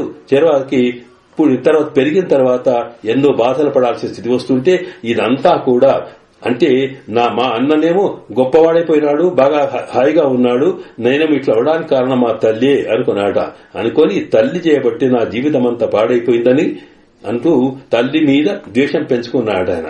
ద్వేషం పెంచుకొని చివరికి ఏమైందట, ఏదైనా సరే ఇక ఆవిడ కనిపిస్తే చాలు ఆమెను చంపేస్తానంత పిచ్చి లేచిందట. లేచేసి ఏం చేస్తున్నాడంటే తాను కత్తి పెట్టుకుని తిరుగుతున్నాడు, ఎక్కడుంది ఈవిడ అని. అని పోవడానికి ప్రయత్నం చేస్తూ ఉంటే అయ్యయ్యో వీడు కత్తి పెట్టుకొని వస్తున్నాడే, ఇక వీడు నన్ను చంపేస్తాడు అని అనుకునే బాధ కలిగి తల్లి కనిపించకుండా లోపట్నే ఉండేదట. ఎందుకు కనిపించలేదు అంటే తనను చంపడం ముఖ్యం కాదట. ఒకవేళ వీడు తనను చంపాడనుకోండి, వీడు జైలుకు పోతాడు, కష్టాలు పడతాడు, వీడు ఎన్ని రకాల బాధలు పడతాడో, నా ప్రాణం పోవడం ముఖ్యం కాదు, వాడి తర్వాత ఎన్ని బాధలు పడతాడు అనుకుని నేను కనిపించకుండా ఉంటే వాడు నన్ను చంపాడు, తర్వాత వాడికి ఆ బాధలు ఉండవు అన్న దృష్టితోటి తాను లోపట్నే ఉంటుందట. కనిపించకుండా ఉంటే ఎక్కడుంది ఎక్కడుంది ఎక్కడుంది చూస్తాడట. చూస్తూ ఉంటే మరి అలాగని చెప్పి ఇంట్లో ఉండదు, వాడు ఎక్కడెక్కడ పోతున్నట వాడి వెనుకనే తిరుగుతుందట. ఎందుకు తిరుగుతుంది అంటే వీడు పిచ్చిలేసింది, వీడేదో ఆవేశంలో ఉన్నాడు, మరి ఆ కత్తితోటి అటు ఇటు తిప్పుతుంటే వాడికి ఎక్కడైనా తగిలి గాయమైతే ఏం బాధపడతాడో, అలాంటప్పుడు నేను పక్కకు ఉండాలనుకొని వాడికి కనిపిస్తే చంపుతాడని, కనిపించకపోతే వీడేమవుతాడు అనుకొని ఆయన వెంబడి కనిపించకుండా తిరుగుతుందట. ఆవిడ తిరుగుతుండేటప్పుడు ఒకసారి వాడు ఆవేశంలో అటు ఇటు ఉంటే ఒకసారి ఆ కత్తి తనకు వాడికి ఒంటికి తగిలి గాయమైందట. కాగానే అమ్మా నాట అంటే బాధ కలిగినప్పుడు అమ్మ అంటామే, అమ్మ అనుకుని ఏం తండ్రి ఏం కొడుకా అని వచ్చేది ముందరికి, నిన్నెవడు రమ్మా నాడు రాట. అంటే అలాగా అంటే తాను ఆపత్తులో వచ్చి రక్షించిన తల్లిని మళ్లీ ఎదిరించినటువంటి పిచ్చి లేసిన కుమారులాగానే సంసారంలో ఉన్న మనము ఈశ్వరోహం అహం భోగి అని సర్వేశ్వరుని కాదనుకొని సర్వము నేనే చేస్తున్నా అనుకుని ఇవన్నీ నావే అనుకుని ఉన్నటువంటి వాడిని కూడా వాడు పిచ్చిలేసినట్టుగా ఉన్నాడు గనక పరమాత్మ లేడని అన్నప్పటికీ కూడా మరి వాడు అపత్తుస్తే ఏమవుతుందో అనుకున్నట తాను లోపట్నే ఉంటాడట కనిపించకుండా. ఎప్పుడైనా స్వామియే అన్నామనుకోండి ఒక్కసారి మనకు ముందు కనిపిస్తాడట. కనుక పరమాత్మ కనిపించకుండా మనల్ని విడవకుండా లోపట్నే ఉండడానికి కారణం ఆ స్వామికి ఉండవలసినటువంటి వాత్సల్యమట. కనుక అక్కడ కూడా ఒలిత్తు వలదా అంటే నీవు దాగి బతుకు పెరుగుతున్నావు స్వామి, నీకేం కర్మ అంటే ఎవరి కోసం అంటే ఆ కంసుడు వీళ్ళెవరిని బాధిస్తారనే ఉద్దేశంతో అలాగా వాళ్ళు ఎట్లా చెబితే అట్లా వింటున్నాడట. ఇది ఆశ్రిత వ్యామోహము అని చెప్పి ఒరిత్తు మగనాయ్ పిరందు ఓదిరవెల్ ఒరిత్తు మగనాయ్ ఒళిత్తు వరల అని, ఎందుకంటే ఇదంతా ఉంటూనే తరిక్కిలానాయ్ తాన్ తీంగినయింద కరుత్తై పిழப்பித்து కంజన్వయిత్తిల్ నిరుపెన్నదెన్నడమాలే. ఈ సందర్భంలో ఇదే సందర్భంలో కంసుడు ఏం చేస్తున్నాడు, ఎలాగైనా సరే కృష్ణుని వధించాలనే ప్రయత్నమే కదా, దానికోసం ఆయన చేస్తూ ఉంటే ఆయన ఆ కంసుడు చేసిన ప్రయత్నాలన్నిటికీ కూడా పూతన మొదలుకొని మిగతా రాక్షసులను పంపించడం దగ్గర నుంచి అన్ని రకాల వారు చేసిన ప్రయత్నాలు కూడా విఫలం చేసుకున్నాడు. ఆయన చేసినప్పటికీ కూడా కంసుడికి ఎప్పుడు మనసులో అదేనట, వీడు ఎక్కడున్నాడో ఏం చేస్తున్నాడో కృష్ణుడంటే ఎట్లా ఉన్నాడో చూడలేదు, చూస్తే సరిపోయేది కానీ కృష్ణుడు ఎట్లా ఉన్నాడు అనేటువంటి స్థితి లేకుండా ఇక్కడున్నాడో అక్కడున్నాడో ఇక్కడున్నాడో అనుకున్నట్ట అక్కడ ఆయన కూర్చున్నా నిలుచున్నా పడుకున్నా ఆలోచించినా ఎక్కడికి పోయినా సరే ఇక్కడ కృష్ణుడు లేడు కదా, అక్కడ కృష్ణుడు లేడు కదా, ఇక్కడ అనుకుంటూ ఆ మృత్యు భయంతో ఆయన కూర్చున్నా శ్వసన్ సంవిషన్ తిష్టన్ లేచినా కూర్చున్నా పడుకున్నా ఎక్కడ చూసినా కృష్ణుడు కృష్ణుడు కృష్ణుడు భయంతో తిరుగుతున్నాట. అంటే మనసు నిండా కృష్ణుడే కనుక ఆ నిద్రపోతులేడు తిరుగుతులేడు. అందువల్ల ఎన్ని ప్రయత్నాలు చేస్తున్నాడు కృష్ణుడిని దానికి హాని కలగ చేయాలని చెప్పి. అలాంటి కృష్ణుడికే తన మనసులో కృష్ణుడిని మృత్యువు మృత్యువు మృత్యువు అనుకుంటున్న వాడికట అటువంటి వాడిని ఆయనకే మృత్యు వచ్చేట్టుగా చేశాడు. తాను వెళ్లి తాను ప్రత్యేకం చేశాడే ధనుర్యాగం అని పేరట పెట్టి అందులో కూడా మనసులో ఏదో ఒక కపట లక్షణం పెట్టుకుని ఎన్ని రకాలు చేసి కృష్ణ వధ కోసం ప్రయత్నం చేశాడో వాటిని తానే ఎదుర్కొట్టినటువంటి స్వామిట. అందువల్ల ఇక్కడ నిరుపెన్న నిన్న నెడుమాలే, నిరుపెన్నంటే స్వామి ఆ వాడి కడుపులో నిప్పులాగా అయిపోయాడట. ఇంతదాకా గోపికలకి కృష్ణుడు కనిపించకపోతే కృష్ణ కృష్ణ కృష్ణ అని కృష్ణుడి కోసం బాధపడ్డ బాధంతా కూడా ఆ చక్కగా తీసిపోయి ఆ కృష్ణతత్వాన్ని శత్రు రూపంలో మృత్యు రూపంలో వాడికి కనిపిస్తూ ఉంటే వాళ్ళు మంటలు కలుగుతుంటే ఎంత బాధ కలుగుతుందో అంత చేశావు స్వామి. ఇదంతా చేసింది ఏం కాదు, నెడుమాలే అన్నాము. నెడు అంటే విశాలమైనటువంటి అత్యంతమైనటువంటి పిచ్చి ప్రేమ వ్యామోహం కలవారు స్వామి అన్నమాట. అంటే ఇక్కడ అవతారానికి వాళ్ళు గ్రహించే రహస్యం ఏమిటి అంటే గోపికల మీద ఉండేటువంటి పిచ్చి ప్రేమతో తాను ఎక్కడో వైకుంఠంలో ఉండవలసిన వాడు తాను అక్కడిదాకా శ్రమపడి వచ్చి మధురలో అవతరించి ఆ రాత్రుల్లో తన పనేదో చూసుకుని ఒక్క నిమిషం కూడా అక్కడ ఉండకుండా రేపల్లకు వచ్చి ఆ రేపల్లలో ఎన్ని రకాల మరి రాక్షస తనను తాను దక్కించుకుని మనకు రక్షించి కంసుడు లాంటి వాడిని కూడా చివరకు వాడిని కోరిక నెరవేర్చకుండా వాడిని అనుకున్నట్టుగా మృత్యు చేసి ఇన్ని రకాలుగా మాకు చేసింది ఎవరి కోసం? మా కోసం స్వామి, మా మీద ఉండే ప్రేమతోటి. కనుక నీవు లేనిది మేము క్షణం ఉండలేము కనుక మా కోసం ఇంత దూరం వచ్చి నీ లీల ద్వారా, నీ వైభవం ద్వారా మమ్మల్ని ఆనందపరిచావే. ఎంత పిచ్చి ప్రేమ స్వామి ఇది అన్నారు. అంటే ఆశ్రిత వ్యామోహం కోసమే పరమాత్మ తానిక్కడ అవతరిస్తాడు.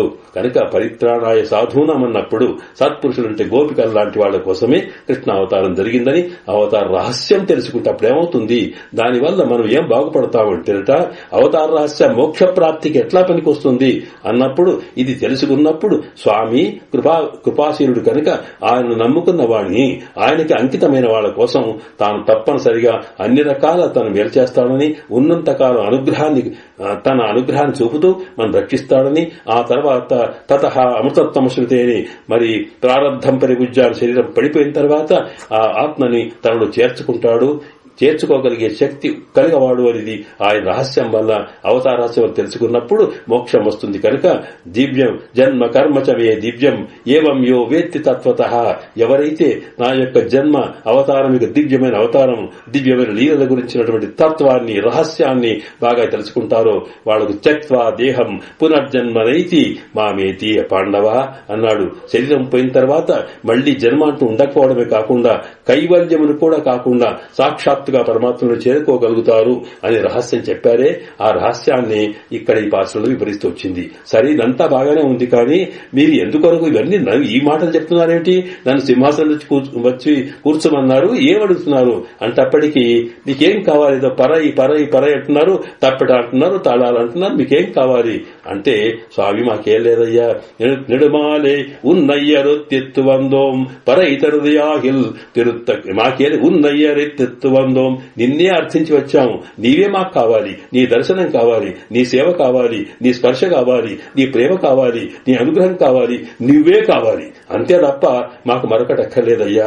మాకు మేమేమైనా సరే నీవు క్షేమంగా ఉండడం కావాలి, నీ అనుగ్రహం కావాలి, ఇందుకొరకే మేము ఇంత ప్రయత్నం చేసి వచ్చాం స్వామి, మరేమి లేదు. అరే అంటారేమిటి, ఆ సంగతి వదిలేండి, ఏదో పరై అన్నారు కదా అంటే ఆ స్వామి అది నీ ఇష్టం. పరై తరు మేము అడగడం లేదు, అది లోకం కోసం ఏదో అంటూ వచ్చాము, కానీ నీ ఇవ్వదలుచుకుంటే అదైనా సరే నీ కృప. నీ కృప ఏదుంటే అది తీసుకుంటాం. వచ్చిన తర్వాత ఏం చేస్తామో తెలుసా? ఒకవేళ నీవు మాకు ఆ తాళమో తప్పెట్లో ఇస్తే తిరుత్తక్క సెల్వగము సేవగము అంబాడి, మేము మాకుండేటువంటి శ్రమంతా కూడా పోగొట్టుకుని నీకోసం ఇంతకాలం దూరమైనటువంటి దుఃఖాన్ని ఏదైతే మనం భరించామో నీవు ఈనాడు కనిపించిన తర్వాత ఆ దుఃఖం కూడా మరిచిపోయి నీవిచ్చినటువంటి దాని తప్పెడతోటి ఏం చేస్తామంటే దాన్ని నీ యొక్క గుణగానం చేస్తాం, నీ కళ్యాణ గుణాలని మేము గానం చేస్తాం. నీవు తిరుత్తక్క చెల్వహం అంటే అమ్మవారికే నువ్వు అమ్మవారి అంటే మా లక్ష్మీదేవికి నువ్వు లక్ష్మి సంపన్నుడివి కనుక మా లక్ష్మీదేవికి ప్రియమైన వాడివి, లక్ష్మీదేవి యొక్క సంపత్తు అయిన వాడివి. అలాంటి వాడివి కనుక నీ యొక్క సంపత్తును, నీ యొక్క వైభవాన్ని, నీ యొక్క వీరత్వాన్ని మేము వాటిని గానం చేస్తూ పాడి సంతోషపడతాం. తిరుత్తక్క సెల్వకము సేవకము, సెల్వం అంటే సంపత్తు, అంటే లక్ష్మీదేవికి తగినటువంటి సంపత్తు నువ్వే. శ్రీ శ్రియ పరమసత్వ సమాశ్రయ పుండరీకనయన అంటారు యామనామంలో. అంటే మనందరికీ లక్ష్మి అమ్మవారైతే అమ్మవారికి లక్ష్మి అంటే మనం లక్ష్మీదేవిని ఎంతగా ప్రార్థిస్తామో, ఎంత లక్ష్మితోటి ఆనందం పొందుతామో అంత ఆనందాన్ని అమ్మవారు కూడా స్వాగతం పొందారట. కనుక శ్రియపతి లక్ష్మీదేవికి లక్ష్మి ఆయన కనుక ఆ లక్ష్మీదేవికి లక్ష్మి అయిన నువ్వు సంపత్తు, నీ యొక్క గానమే పొందుతాం మేము. అలాగే ఆ నీ యొక్క వీర చరిత్రను పాడుతాం. అంటే మాకున్న దుఃఖమేత ఉన్నదో పోవడానికి రెండే కారణాలు, దుఃఖం పోవాలి, ఆనందం రావాలి. ఇదే కదా కాపాడమంటే అనిష్ట నివృత్తి, ఇష్టప్రాప్తి అనేది కాపాడడం. మాకు అనిష్టం ఏమిటి? మాకున్న దుఃఖం పోవాలి. ఆ పోవాలంటే నీ యొక్క వీర చరిత్రను పాడుకొని దుఃఖం పోగొట్టుకుంటాం. అలాగే మానసికంగా నీ బ్రహ్మానందాన్ని అనుభవిస్తూ ఆనందాన్ని అనుభవిస్తాం. కనుక నిన్ను సేవించుకున్నాం కనుక నీ కళ్యాణ గుణముల అనుభవంతో మేము వరుత్తమం తీరందు మహిళందు కనుక మా సంతోషం నీ ఇష్టం కనుక నీవు తప్ప మరొక కోరిక లేదు మాకు.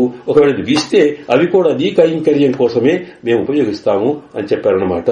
అంటే దీంట్లో పరమాత్మ లోకంలో ఎందుకు అవతరిస్తాడు అంటే ఆశ్రిత వ్యామోహంతో అవతరిస్తాడని, మనము పరమాత్మను అది అర్చారూపంలో ఉన్న గోపికలు ఎలాగా అక్కడ చేసుకున్నారో ఇలాగే మనకు అర్చారూపంలో ఈనాడు విగ్రహ రూపంలో వెంచేసిన స్వామిని కూడా మనం ప్రేమించి ఆ రకంగా అదే భావనతో చేస్తే స్వామి తప్పకుండా మన కోసం అనేక రకాలుగా ఏదైతే అది చేయగలుగుతాడని, వైకుంఠంలో వేంచేసి ఉండే స్వామి మనకు ఒక ఎట్లా పడితే అట్లా చెప్పడానికి వినడానికి ఉపయోగపడేటువంటి స్థితిలో మన దగ్గరికి అర్చక పరాధీన అఖిలాత్మ స్థితి అన్నట్టుగా వచ్చాడు కనుక ఆ స్వామిని మనం సేవించుకొని చేసినట్టుంటే ఆ సేవించుకుంటూనే ఆ తర్వాత స్వామి యొక్క కళ్యాణ గుణాలు అనుభవిస్తూ సతతం కీర్తయంతో మాం ఇతంతచ్చ దృఢమృతాహ అని భగవద్గీతలో చెప్పాడు.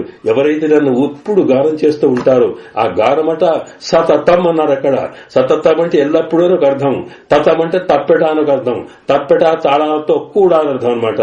కీర్తయంత గానం బట్టి కాకుండా ఆ ఇన్స్ట్రుమెంట్స్ పట్టుకొని తాళాలు పట్టుకోను తప్పట్లు పట్టుకోను స్వామిని తైతక్కలాడుతూ భయమరిచి ఎవరైతే గానం చేస్తారో అక్కడ వాళ్ళంతా నా ప్రియులు, వాళ్ల కోసం ఈ లోకంలో నేను కల్పిస్తూ ఉంటానని చెప్పాడు కనుక పరమాత్మ అవతరించింది.